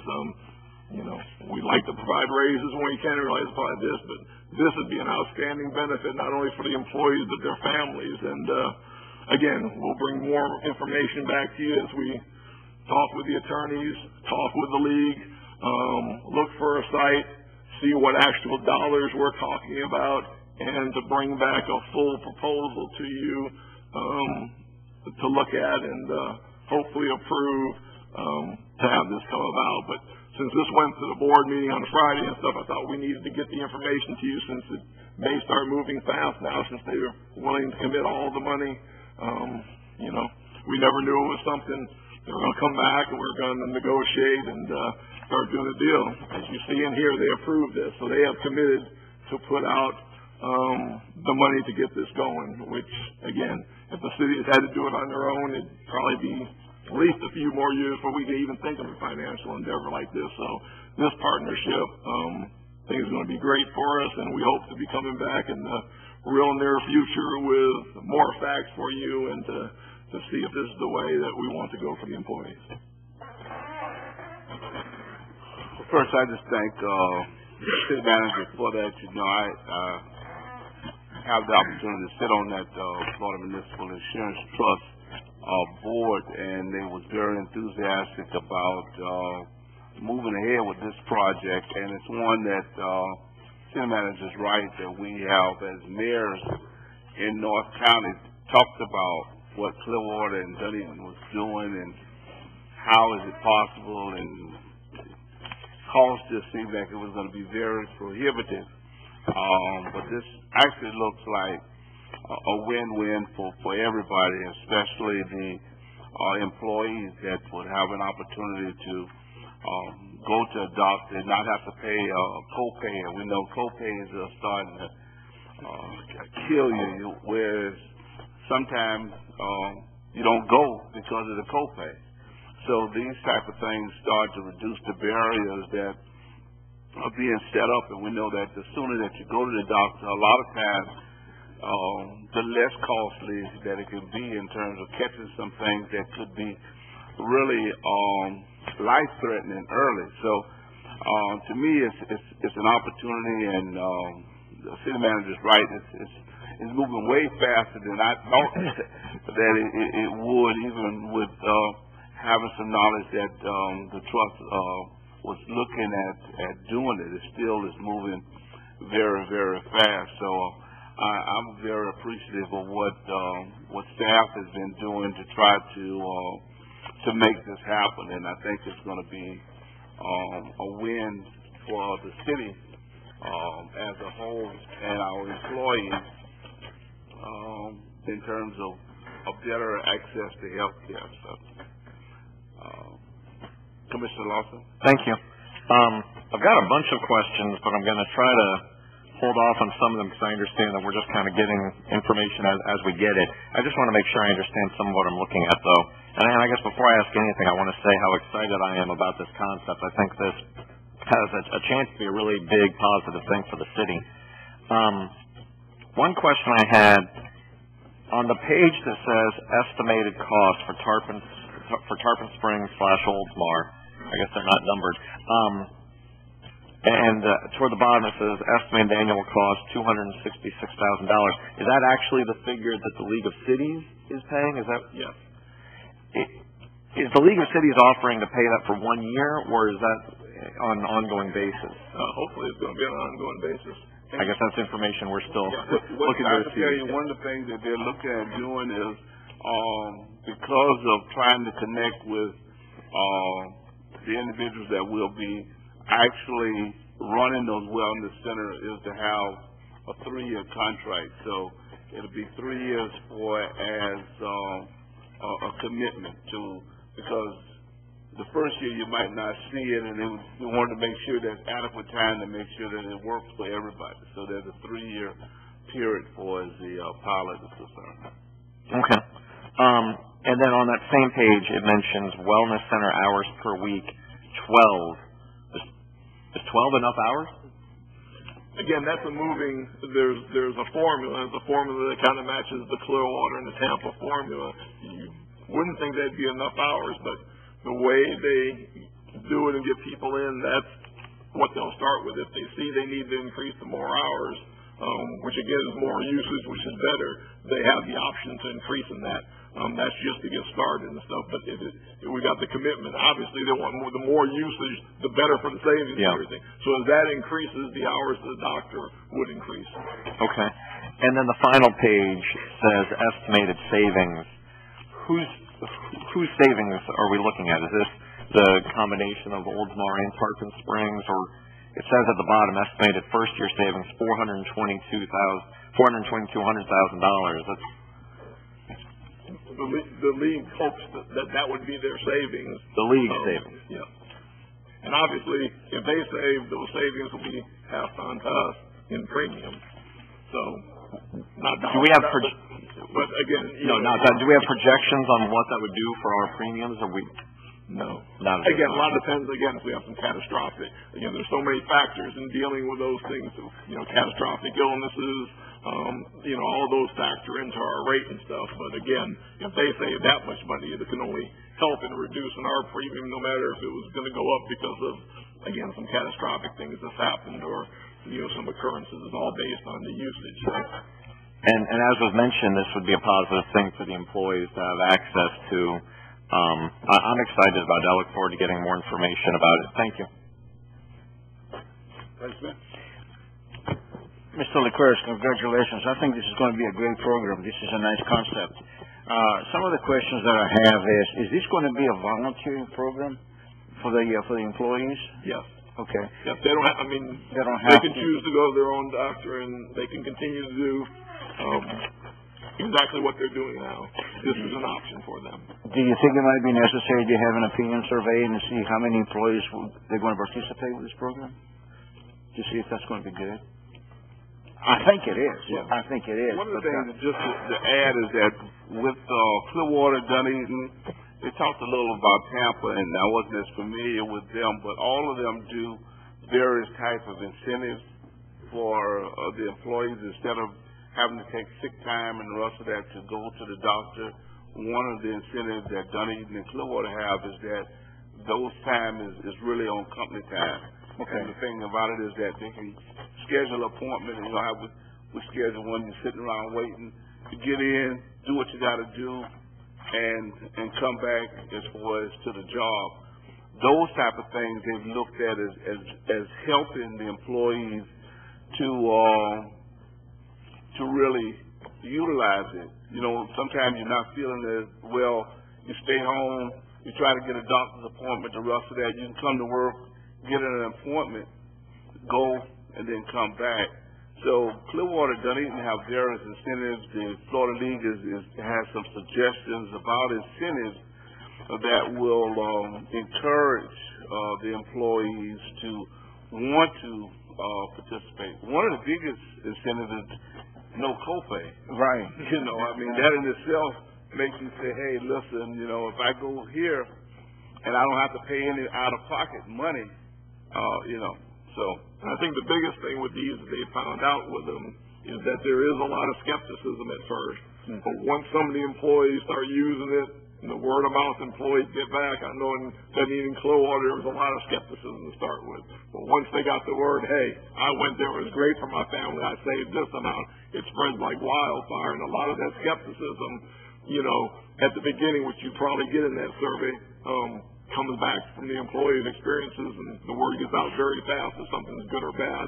And that spread of you know, from some usage will really, I think, get rid of a lot of the skepticism that it did in Clearwater and Dunedin. I guess communicating that to the employees at the very, very beginning is very, very important. That's one of the main parts of the plan. As we put it together, we bring back to you, you know, meetings with all the employees. That's great, Mr. LeCoeur.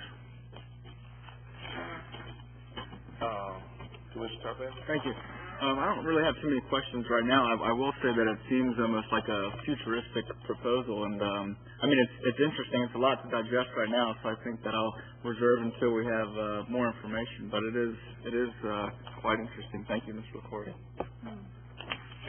Thank you. Yeah, I would look forward to bringing, you know, when some more information is brought back to us, so we can learn more about this. Because I didn't understand it when. Sniffin's still here. I didn't understand the concept, but the more that we're you know, everybody's conversing here, I'm getting it. But it seems it's interesting. Mm-hmm. So I'd like to bring some more information back and hopefully listen more. Because just to get a doctor's appointment, if you call in sick and you want to get a doctor's appointment, you know, well, there's nothing available for 2 weeks. So this right here, you know, that right here might. Be a benefit in itself. So I look forward to bringing this back to us. Thank you. Thank you. Any public comments on this item? Hearing none, Chair, we'll move on to consent agenda. First is item 10 is minutes, January 22nd and February 5th, 2013, regular session, satisfaction and release of liens. Attorney fees, Frazier, Hubbard, Branch, Trash, Jacobone, Metz, Dano, LLP, invoice number 41384. Special events, arts and craft on the docks, Merchants Association, April 13th through the 14th. Food truck rally, Merchants Association, April 13th. Award RFP number 130030-P-TK. Playground Services, Discovery Park, award file number 130062-N-TK, single source, purchase of GL&V Door, Oliver, MCO Parts, number 16th, award file number 0065 NJJ single source, purchase of software maintenance for various software applications. Approve change order number 1 to bid number 130036-B-CM. Furnish and install fences at Cycadia Cemetery. 18 is authorized execution of memorandum of understanding with the Pinellas County Sheriff for Faces Network access. Anything anybody would like to pull? I'd like to pull number 14. Number 14? You just want to discuss it, or you want to vote on the rest? And then Yeah, if we could vote on the rest first, I guess that'd be fine. Okay, any public comments on all of the items 10 through 18, eliminating number 14? Chair would entertain a motion. Move for approval. Second. Roll call. Commissioner Terrapini? Yes. Commissioner Larson? Yes. Commissioner Slattery? Yes. Mayor Archie? Yes. Number 14. Yeah, thank you. This is an agenda item related to Discovery Park, refurbishing Discovery Park. Discovery Park is a very special place for me. I spend a lot of time there. I live nearby there, and I spend a lot of time there with my two sons. They actually call it Tire Swing Park because that's their favorite part of the park. They have no idea that it's called Discovery Park. Like I said, I go there a lot. I was there on Saturday for about an hour and a half with my two boys, and I agree that the park does need some repair and some replacements and so forth. But I'm concerned about the price tag on this agenda item, $162,750. I'm just having a hard time with that price tag, and I guess maybe. I guess what I'm thinking is maybe if I could see kind of an itemized list of where the money is going. I mean, I see the picture of some of the improvements. A lot of it is the same as what's there now, and then there's some additions. I'm not sure, and I'm I don't spend a lot of time buying playground equipment, so maybe I'm way off. I'm just not sure how we're getting to that dollar figure. Tom, you want to come and talk about some of the construction challenges?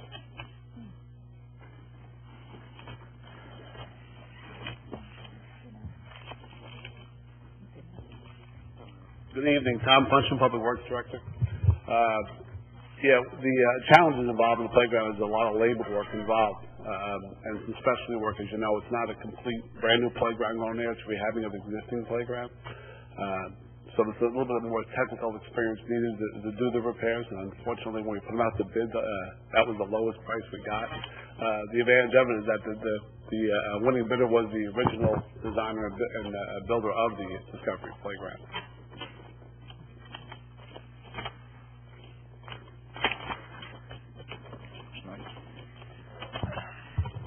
I don't know, how old is that now? I forgot, 15 years? 15 years, 16 years. It was in the early, mid-90s. That was built. Maybe a little bit later than that, late 90s. That since it was redone? No, since it was built originally then, and then we did some refurbishing back in around 2002, 2003. This is the one up at the sports complex. At the sports complex. Well, yes, I remember when it was first built, as far as just with the community coming together and building it. Mm-hmm. And I thought it was longer than that.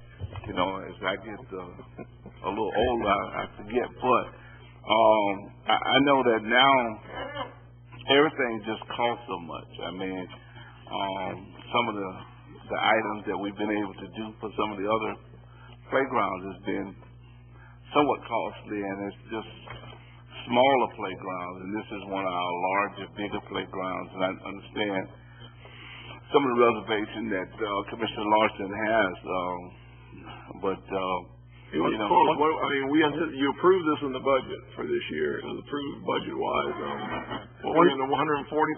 Was our estimate was 145,000, I believe it was. But one of the other things that did cost, we looked into the possibility of going back to having volunteers help to rebuild this over here, and we discovered it probably about a savings of about $10,000. And of course, that would internal, a lot of it, especially work that needs to be overseen. So there was really no savings by trying to do it in-house and the time restraints involved in doing it, and the technical expertise you would need to rebuild something instead of just building it from scratch.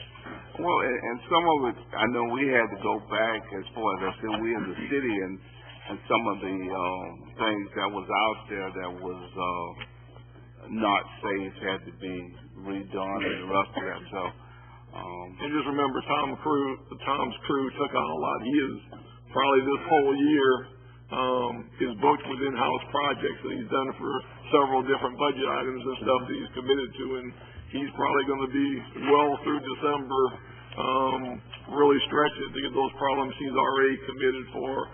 And my guess is he's going to go into 2014 with them and stuff, just because he's bit off a lot to save budgetary monies in other areas doing things in-house. We looked at the possibility of doing it in-house, but with the other responsibilities we have over 30 buildings and structures that we maintain over here. To dedicate that time directly to the playground would, of course, have effects on the rest of the buildings and the structures in the city, which then it wouldn't be very cost-effective. Let me ask this, and I don't know how the rest of the board feels, but if we were to defer this, would it be possible to come back with kind of an itemized list of exactly where the money is going? Because I'm still troubled by that price, and I may be way off, maybe that's a bargain, but I'm still troubled by that price. Is that something, if we were to vote to defer, is that something that we could have at a future meeting?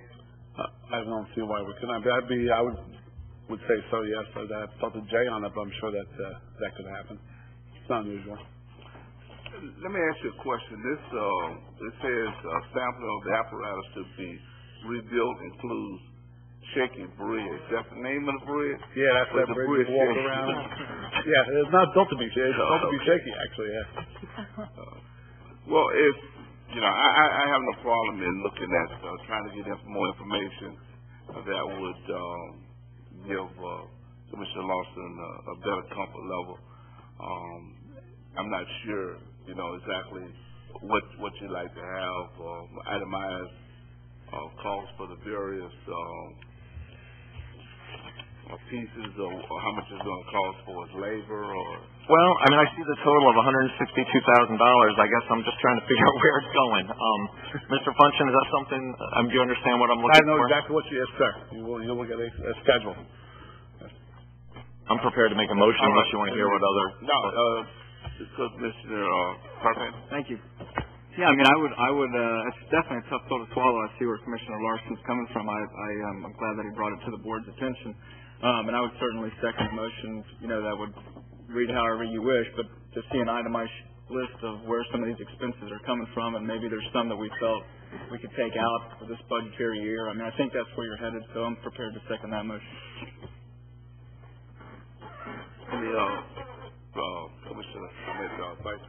I really don't have a problem to bring it back and get itemized what this thing is going to cost, what the slide is going to cost. I don't know if you want to call it micromanagement, but I think it's very, very important that we give playgrounds to the kids, to the youth. I think it's very, very important that we provide them with the necessary tools to grow and be kids. I don't think this is the place where we're going to cut corners. It's $160-some thousand that we spend millions of dollars doing other things. The kids deserve to have that. And like I said, I have no problem in that. One of the things I know that all of us want is quality as we move forward. So, are there any public comments on this item? Seeing none.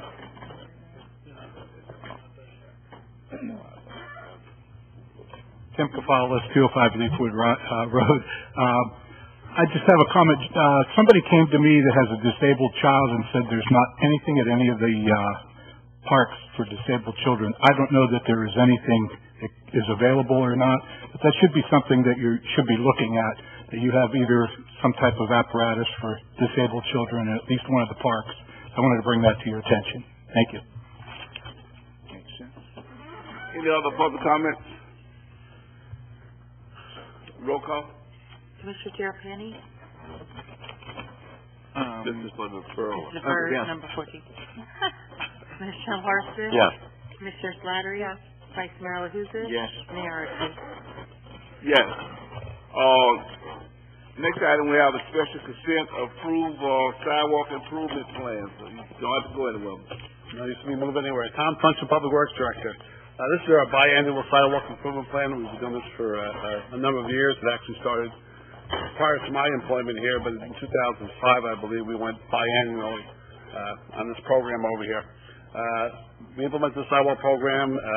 It's an ongoing action plan, of course, with some technical criteria that we recommend.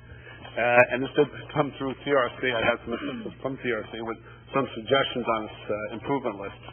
A couple of things I'd like to highlight on the list itself over here. And I apologize, I didn't number these pages over here. But on the first picture over here is a picture of Roosevelt Boulevard with the improvements to sidewalks there. That runs from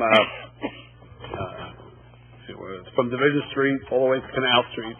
That would help complete that sidewalk project that was part of the Roosevelt improvements we had done in 2012 and tie into the sidewalk there on Canal Street.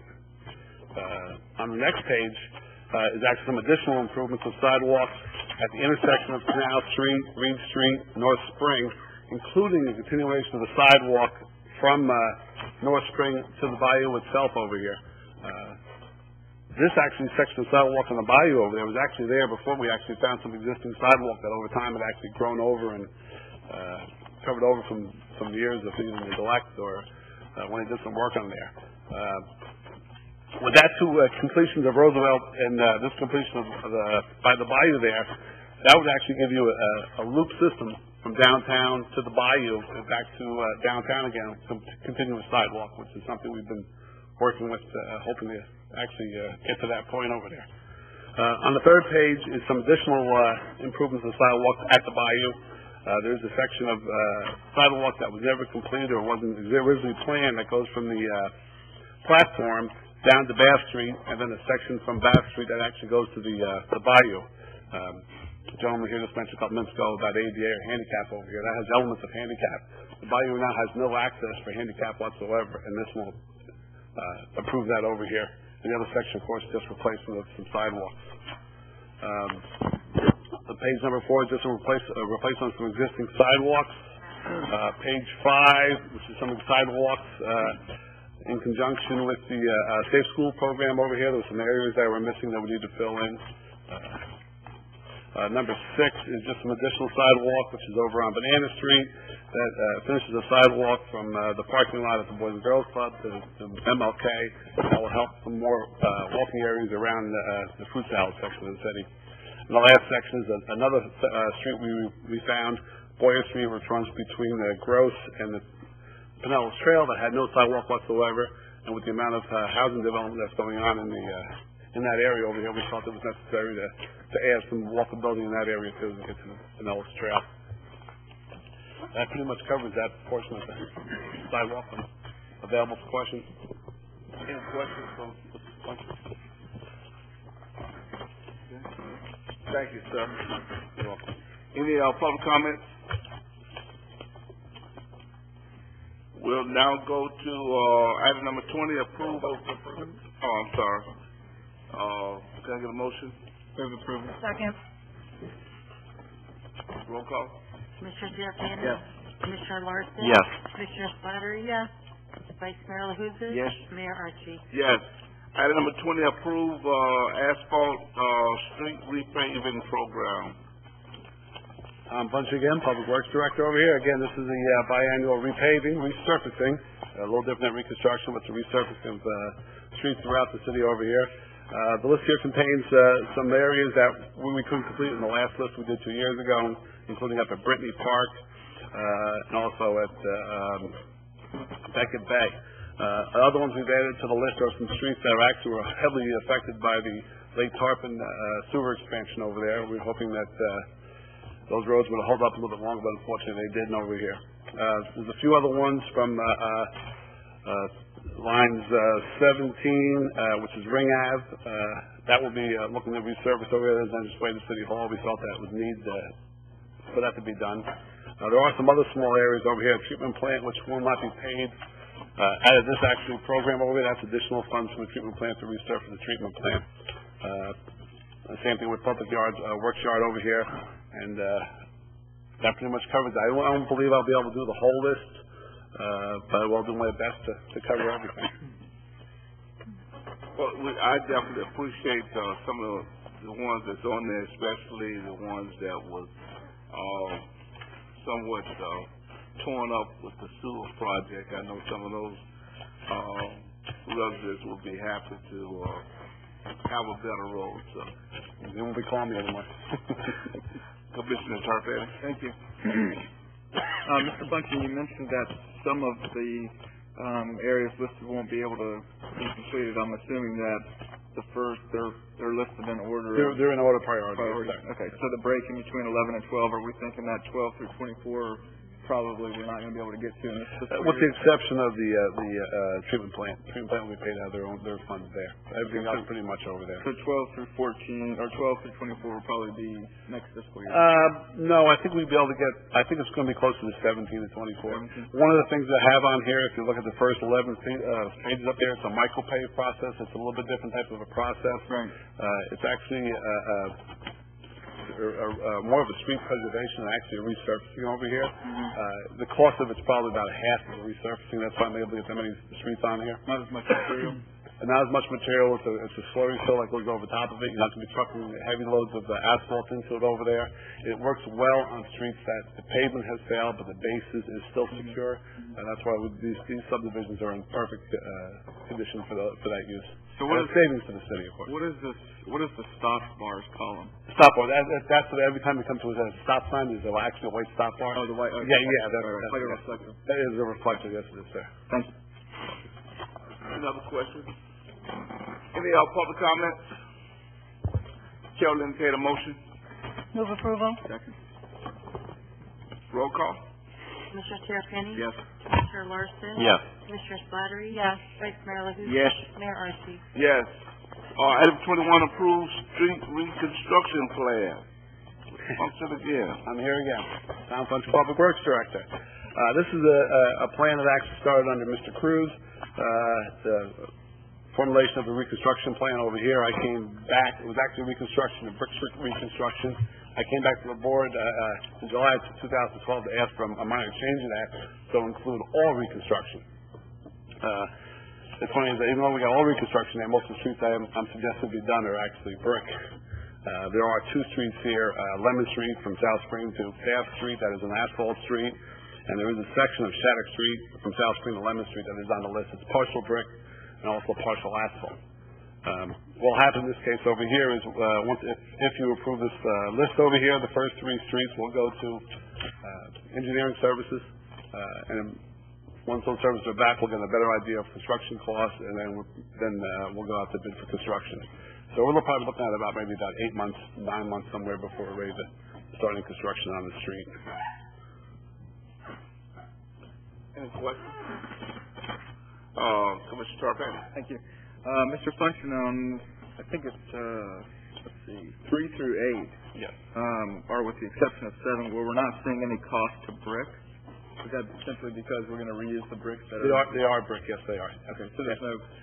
Yeah, and these are just, but these are just estimated costs over here on some of the stuff. We believe that we have enough bricks in these streets over here to re-brick them over here. Once we get the engineer's estimates of cost and replacement, we'll have a better idea. This is just a rough estimate, the best I could do at the time. Sure. Yeah, I was thinking about Chesapeake and how we had to go back and buy a bunch of bricks to complete that project. I didn't know if you checked to see if they were the same bricks or not. Well, I can answer that really quickly for you over here. We got lucky with the contractor over there. He made actually a miscalculation on the number of bricks over here. We were able to really reduce what's going back in that street. So we actually haven't purchased any bricks yet. It was a very good possibility that we may be able to finish that without making that purchase. Great. So we're looking forward to getting that done. Any public comments to this item? Chair will entertain a motion. Move for approval. Second. Roll call. Commissioner Terrapini? Yes. Commissioner Larson? Yes. Commissioner Slattery? Yes. Vice Mayor LaHousas? Yes. Mayor Archie? Yes. Item number 22.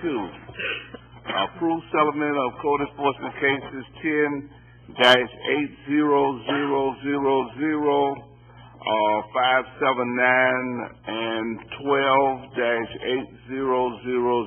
365, 1916 Anclote Vista Drive. There really aren't that many zeros in the case number. I just like to make you read it. No, that's not true. I was thinking that. That's not true. The requesting party is Flagstar Bank by an attorney, Craig Rogers. The property is 1916 Anclote Vista Drive. There are two violations, one in 2010, which was the first violation, and the second violation in June of 2012. The first violation was basically untended property, unmowed grass, trash, open doors, unsecured pool, and black-green pool water. The second violation, which was a repeat violation, was broken windows, unsecured pool, overgrown lawn, and low-hanging trees. The amount of the fine or lien on the first violation is $29,300, and the second, plus a $10 clerk satisfaction fee. And the second one is $375 plus a $10 clerk status fee. What we've been offered is our cost, or $500 per lien, whichever is higher. The history of this property is that it was purchased by Mr. and Mrs. Lathrop in November of 2006. In February of 2008, the bank filed a foreclosure action.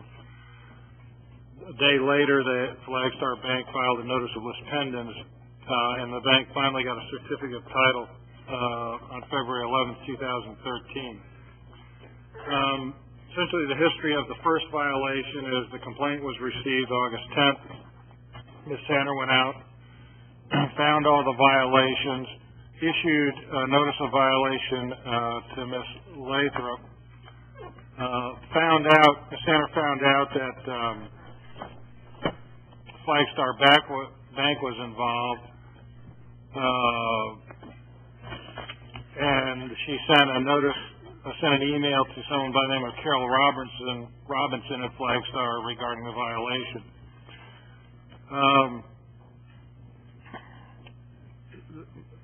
She received a phone call. Later, she received a phone call from Mr. Lathrop. He asked her to extend the date, reinspection date. When she went out next in September, the lawn had been mowed, but the other violations had not been corrected. She finally brought the matter before the Code Enforcement Board on October 13th, 2010, and the board found a violation and imposed a fine of $100 per day. She continued to inspect the property over time.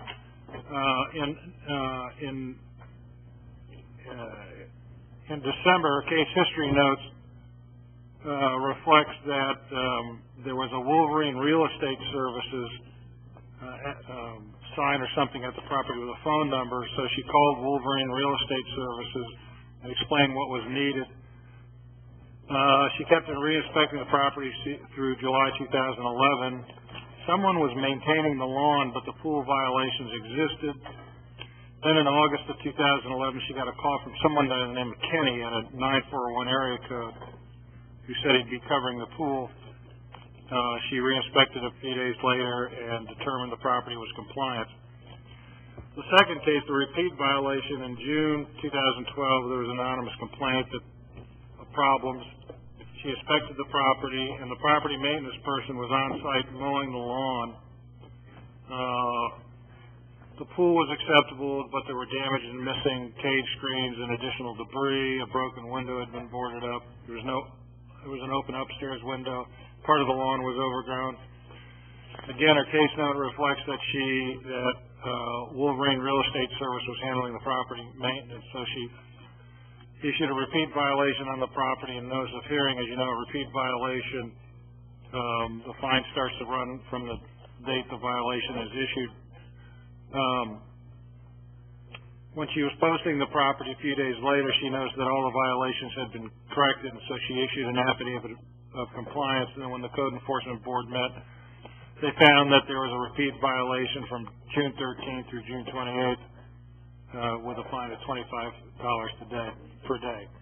Mr. Rogers, on behalf of the bank, argues that the bank was refused the right to inspect or enter onto the property, and that the bank did not know the property was not in compliance until a title search revealed the city's recorded liens. But the case history notes suggest that Wolverine Real Estate Service was maintaining the property during the entire time. It shows that Ms. Sander notified Carol Robinson at the bank by email of the first violation, and Wolverine Real Estate Service of the second violation. I have to assume, and my report reflects this, that Wolverine was hired by the bank or some representative of the bank because the request to inspect the property was made by Melissa Davidson from a company by the name of American Home Mortgage.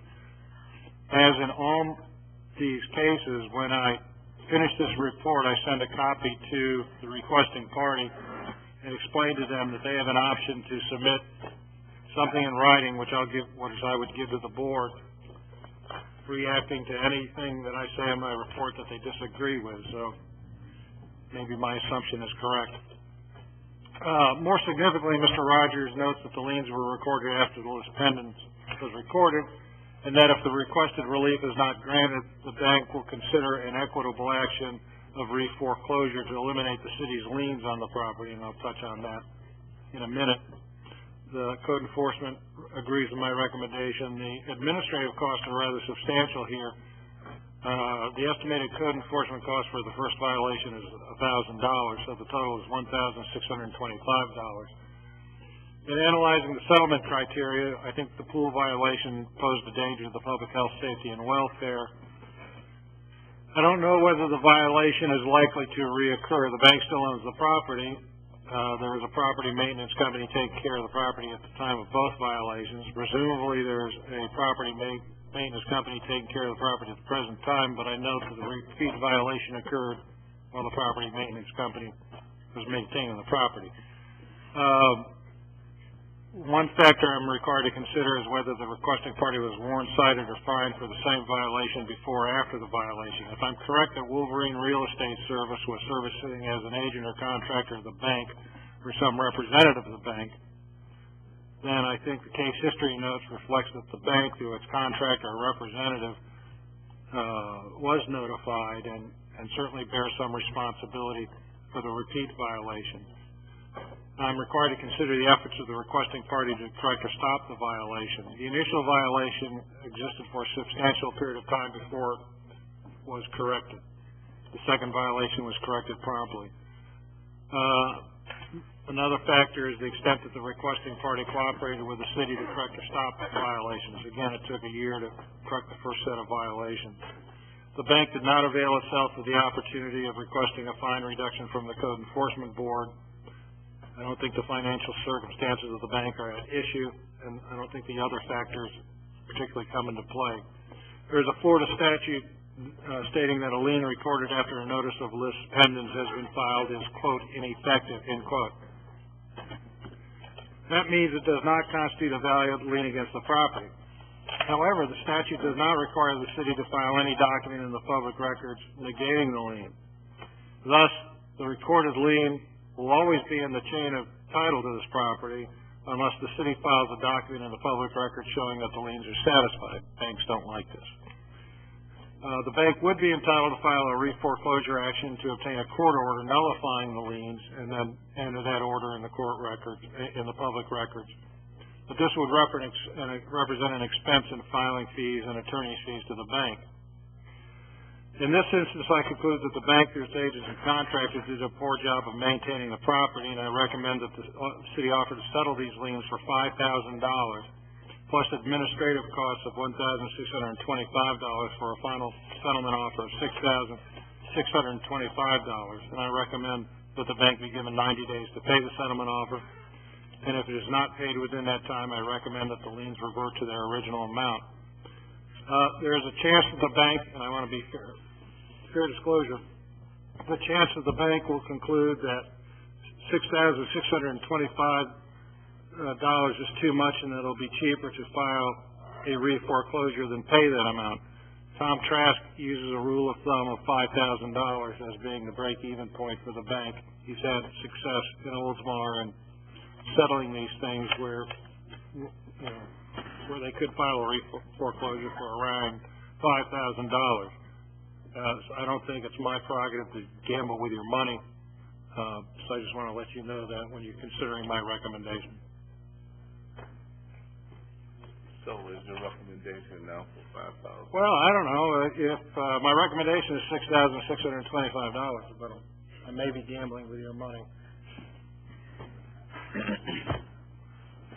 Well, I don't like gambling. I can stuff to everybody else, but if 5,000 to break even point, maybe we should be at the 5,000. Mr. Mayor? Yes, sir. Mr. Attorney, did you say that this is still a bank-owned piece of property? Yes.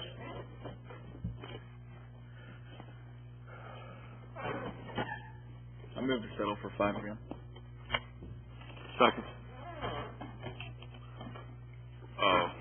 With that, comment? Just for an explanation, is that including the administration fees or Just across the board. just across the board?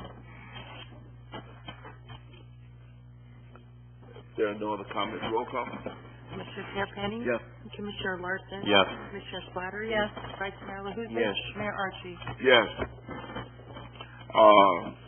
Ordinance and resolution item number 23, ordinance 2013-04, moratorium on receipt of applications for conditional and permitted uses of kiosks and outdoor marketing buildings. This is second reading. Ordinance 2013-04, an ordinance of the City of Tarpon Springs, Florida, establishing a moratorium on the receipt of applications for the conditional and permitted uses of kiosks and outdoor market buildings as provided for and defined in the Community Redevelopment Area on Sponge Docks Smart Code for a period of 180 days, directing the city administration to submit recommendations for new development regulations and providing for an effective date. That's the second reading of ordinance 2013-04 by title only. This was published in the St. Petersburg Times by title only on February 22nd and March 8th, 2013. Any questions? Any public comments? Chair will entertain a motion. Move Motion to approval. approve. And second. Just in case. Roll call. Just for corrections, I apologize. That was published in the Tampa Bay Times. Commissioner. Sorry. No, I didn't cross. You didn't I didn't cross it change out. it. Commissioner Terrapini? Yes. Commissioner Larson? Yes. Commissioner Slattery? Yes. Vice Mayor LaHousas? Yes. Mayor Archie? Yes.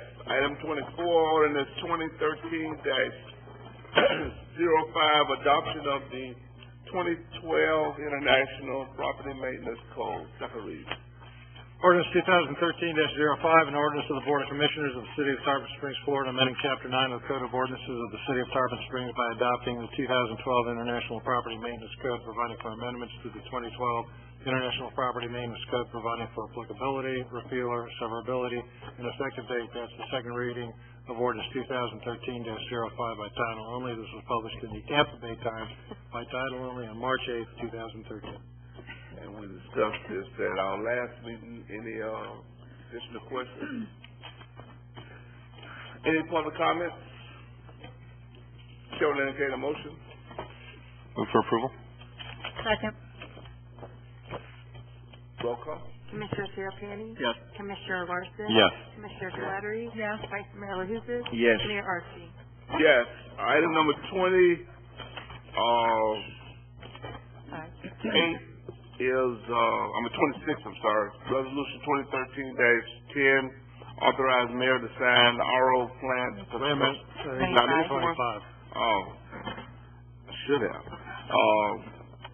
Item number 25, ordinance 2013-06, adoption of local business tax regulation pursuant to legislative changes to Chapter 205 Florida Statute, second reading.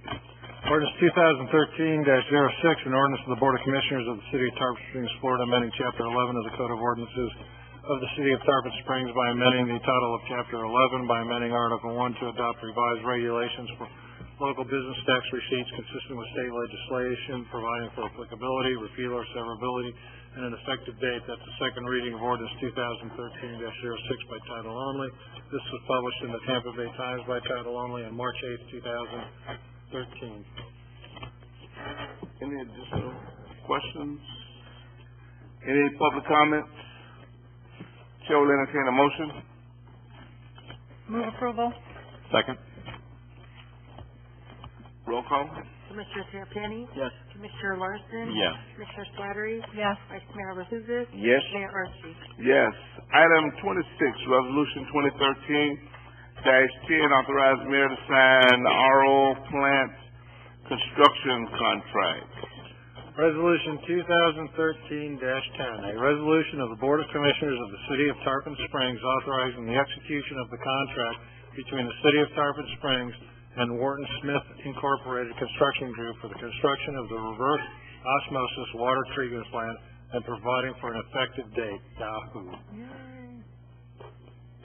That's the reading of Resolution 2013-10 by title only. Beautiful job. Any questions from Mr. Robertson? Any public comments?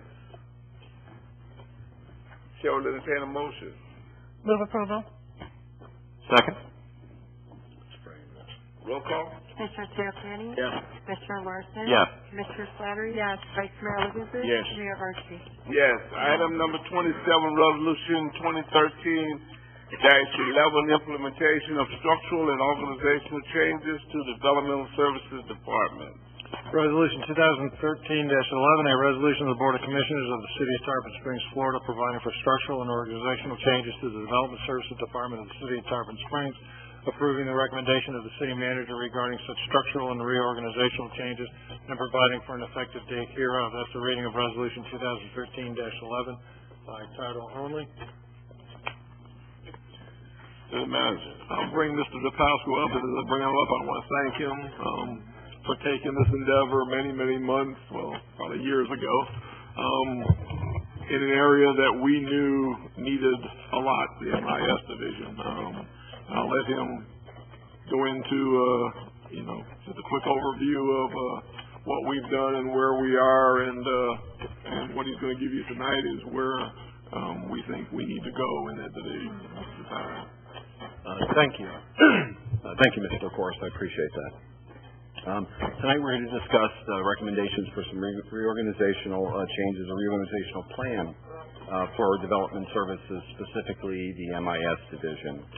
Essentially, we had, as Mr. LaCourse mentioned, in December of 2010, the city adopted a resolution taking the MIS division and placing it under the jurisdiction of development services, and this was done for a number of reasons. The first of which was to look at the area, look at the way it was staffed, the way it was functioning, where it was headed, try to stabilize some of the things we knew needed to be stabilized, and then start making some structural changes, recommendations to the board. So for the past 26 months, we've been doing that. There's been a very valiant effort to get our system stabilized. When I say our system, I mean our network. A lot of that work has been completed, and we've also done a fairly thorough internal assessment. We've also, as you know, brought in some outside consultants to look at the area and do some evaluations as well. And we've reached out to a number of other communities of similar size and otherwise to talk to about this particular function. And I'm pleased to report that we've made some good progress, and tonight's reorganization plan is really the next step. And really the objectives are quite simple, and it's to reorganize the area to best handle long-term needs of the city. We have, obviously, information technology is an important part of what we do. It's an important part of any business. So I'll go over those recommendations very briefly. The first one is to rename this area from the term we use now, which is Management Information Services, to the Information Technology Division. This is the most common and universally used term for this function. The second recommendation is to reassign, it's about telecommunication systems, which is now under the jurisdiction of Human Resources, reassign those under our new IT division. And the main reason is we're getting ready to implement, as you know, a voice over IP, which is internet-based telecommunications, and clearly that should be under our information technology folks. The third recommendation is the staffing of the area. And what our research has found and what our consultants have told us is we need to staff this area in a particular way, obviously keeping in mind our needs as well as the financial needs of the city as well. And obviously we know we're still in we still have financial issues to deal with. So we're recommending 3 new positions for the IT division. 1 information technology supervisor. This will be a hands-on technical supervisor who possesses some skills for problem solving, ability to set and achieve goals, to train, and to work as a business analyst and a partner to the user departments. And the other 2 positions will be the same position. It'll be two separate ones. It's for an information technology specialist position, and these positions call for a more advanced and a broader spectrum of skills than we have currently today in any of the 3 positions we have in this area. The 3 current MIS positions that are in the budget and are in the division as it sits today will be replaced with the 3 positions I just described. And the 3 new positions will be advertised. We will, under Rule 4 of our personnel rules, those positions will be filled by the most qualified applicants, all 3 positions. Obviously, current employees that are on staff now will have an opportunity to apply and compete for those positions. All 3 of them, should they choose. Should any of the 3 current position incumbents not be selected for any of the new positions, we're recommending a 6-week severance period for those employees. The fiscal impact, what I've tried to provide to you is a estimate, and recognizing that we have 3 positions we haven't filled yet, the simplest thing to do is to pick the center of the midpoint of the salary ranges. So I've done that for you. And what that essentially means on the general fund is about $29,700 if you hired people at the midpoint. That would impact the general fund.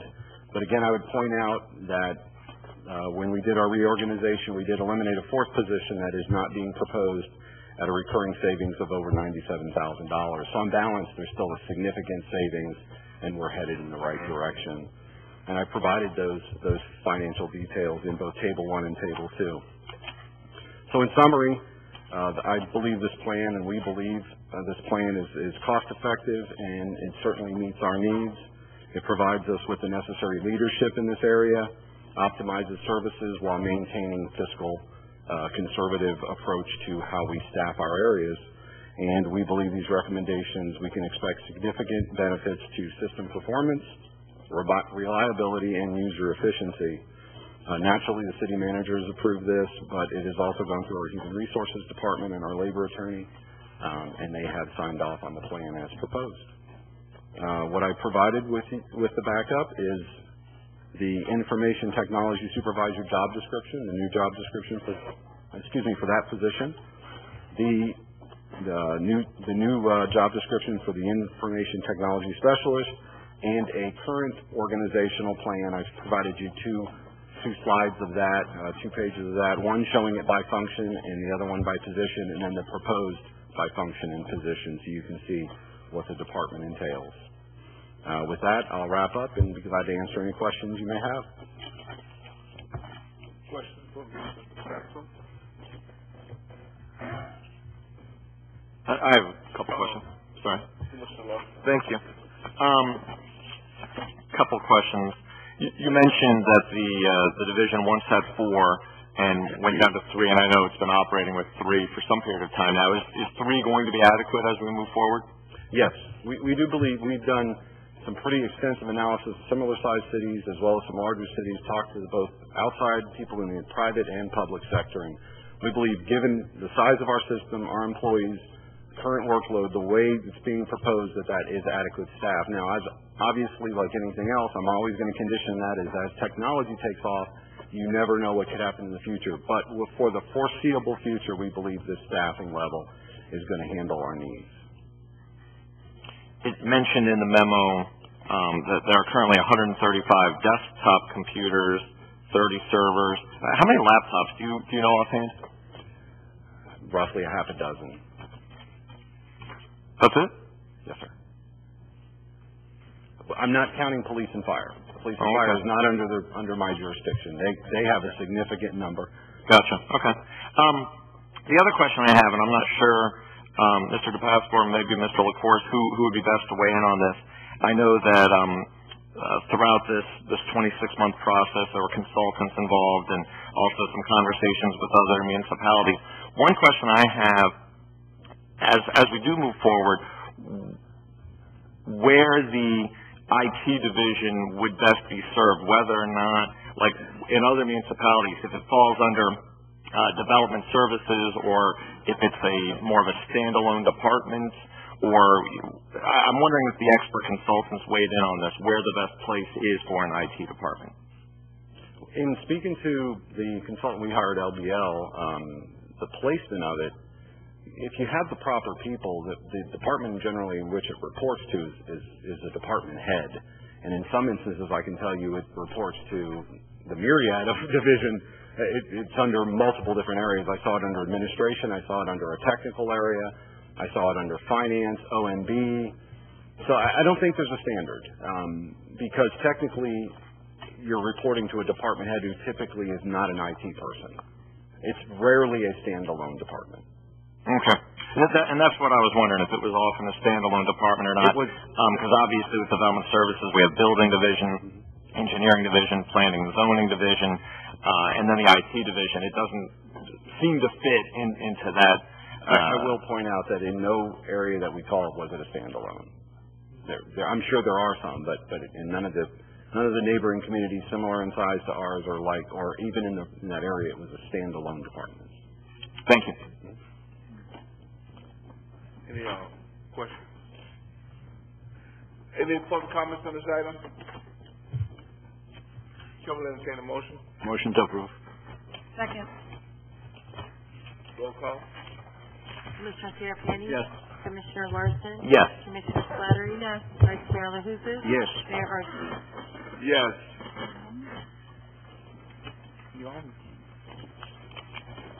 Everybody start moving. I thought I missed another item. That concludes the regular session agenda, and we go to staff comments. Chief? I think I've said enough tonight. I agree. Dr. Love? Yes, as you know, there have been some recent developments regarding Internet cafes. Last night at the Planning and Zoning Board meeting, we were to hear two additional applications, or the Planning and Zoning Board was to hear two additional applications for Internet cafes. They did not show up. I have been discussing this with our Planning and Zoning Department and with the city manager. And last night, the Planning and Zoning Board voted unanimously to recommend that we adopt a 6-month moratorium on Internet cafe, on accepting any further applications for Internet cafes while the city explores possible ways to deal with them or regulate them. There are two bills pending, I think one a House bill, one a Senate bill in the Florida legislature that may finally define their status as gambling or not. So I would like your permission, I think with the concurrence of the city manager, to prepare a moratorium and bring it forward, a moratorium ordinance and bring it forward at the next regular meeting. Also, we may want to consider with that this letter from the county, because they're asking for something for us by March 29th. I don't know. I didn't read that letter. Yeah. It just came in. Basically, they're asking what they're looking at passing something, and they want, our opinion on. I tell you what our opinion is. Our opinion is I'd rather have them regulate, find that Internet cafes are illegal, and defend those lawsuits than us. So why don't we just send them a letter of support on what they're trying to do? But I should tell you that there are there is an alternative way that some cities do. They permit them and then make some hefty fees off them. Well, here's kind of what they're saying. They're saying Pinellas County is considering a countywide ban on the use of these devices in order to provide for a uniform approach. As such, I'm requesting your assistance in providing feedback on this important issue. Please let us know that this is a high priority concern in your jurisdiction, whether your municipality would be supportive, neutral, or unsupportive of this action, and whether you would participate in or opt out of an established ordinance. that's what feedback they're looking for. They're looking at an outright ban of them, and kind of obviously a consensus because this can't be agendaed before this date. They're looking at whether we're supportive of the ban, neutral, or unsupportive of it. I think as your attorney, I would tell you that I think this is a high priority item, and I think that we should be very supportive of the county taking, the two companies that are behind all the internet cafes on. Well, if you ask for consensus, I don't have a problem in supporting this as a high priority. Hopefully what's going to happen up in the state will make a lot of this a moot point. I would still like your permission to go ahead with a moratorium. That's it. I assume that everybody's in agreement. You have anything else, City Manager? Let me also say this: having now announced that and gotten a unanimous approval to go forward with a moratorium, any internet cafe providers who are interested in doing business in Tarpon Springs are on notice that a moratorium is pending. No, nothing else. I want to get you on your travel first. Commissioner Lawson. No comment. Vice Mayor. Yes, I would like to congratulate Mr. Panther for his election, and I wish him the best. And I also would like to thank Mr. Kefalos, Mr. Bolden, and Mr. Frayne for their desire to serve the city, and I hope they try it again in the future. Also, I'd like to wish Happy Easter to the people that are celebrating Easter March 31st, and Happy Passover to my Jewish friends. Thank you. Commissioner Slattery. Thank you. I have a couple comments. The first thing is Music on the Beach this Thursday, Sunset Beach at 7. I will be there to introduce the band. And secondly, I need to thank our police department, if I may. What they did a couple weeks ago, my house was broken into. Middle of the day, front door kicked in. And my son came home to find that. It was about 5 o'clock in the afternoon. He got home. Within 5 hours, this career criminal was taken off the street. And the police force, they did such a phenomenal job. It kept me up to date every half hour or so. And by 10 o'clock, I got a phone call, come down and identify your things, and everything was there. Like I said, this person was a career criminal, and he's where he needs to be right now. At first, I was feeling sorry for him, but I was talked out of that. But I want to thank some certain individuals that really went above and beyond that evening. It's Corporal John Spatz, Sergeant Mike Trill, Officers Joshua Kennedy, Michael Segura, Anthony D. Gregorio, Andrew Warwick, Scott McIsaac, and Sergeant Tom Hill. And I want to thank them all for everything they did for myself and my family, because I'll tell you, I wouldn't have been sleeping. I probably would have been in a hotel until this gentleman was caught. But thank you again, Chief. That's it. Mr. Tarpon. No comment, Mayor. And because I have somewhere to go, I have no comments. We'll adjourn this meeting at 8:58.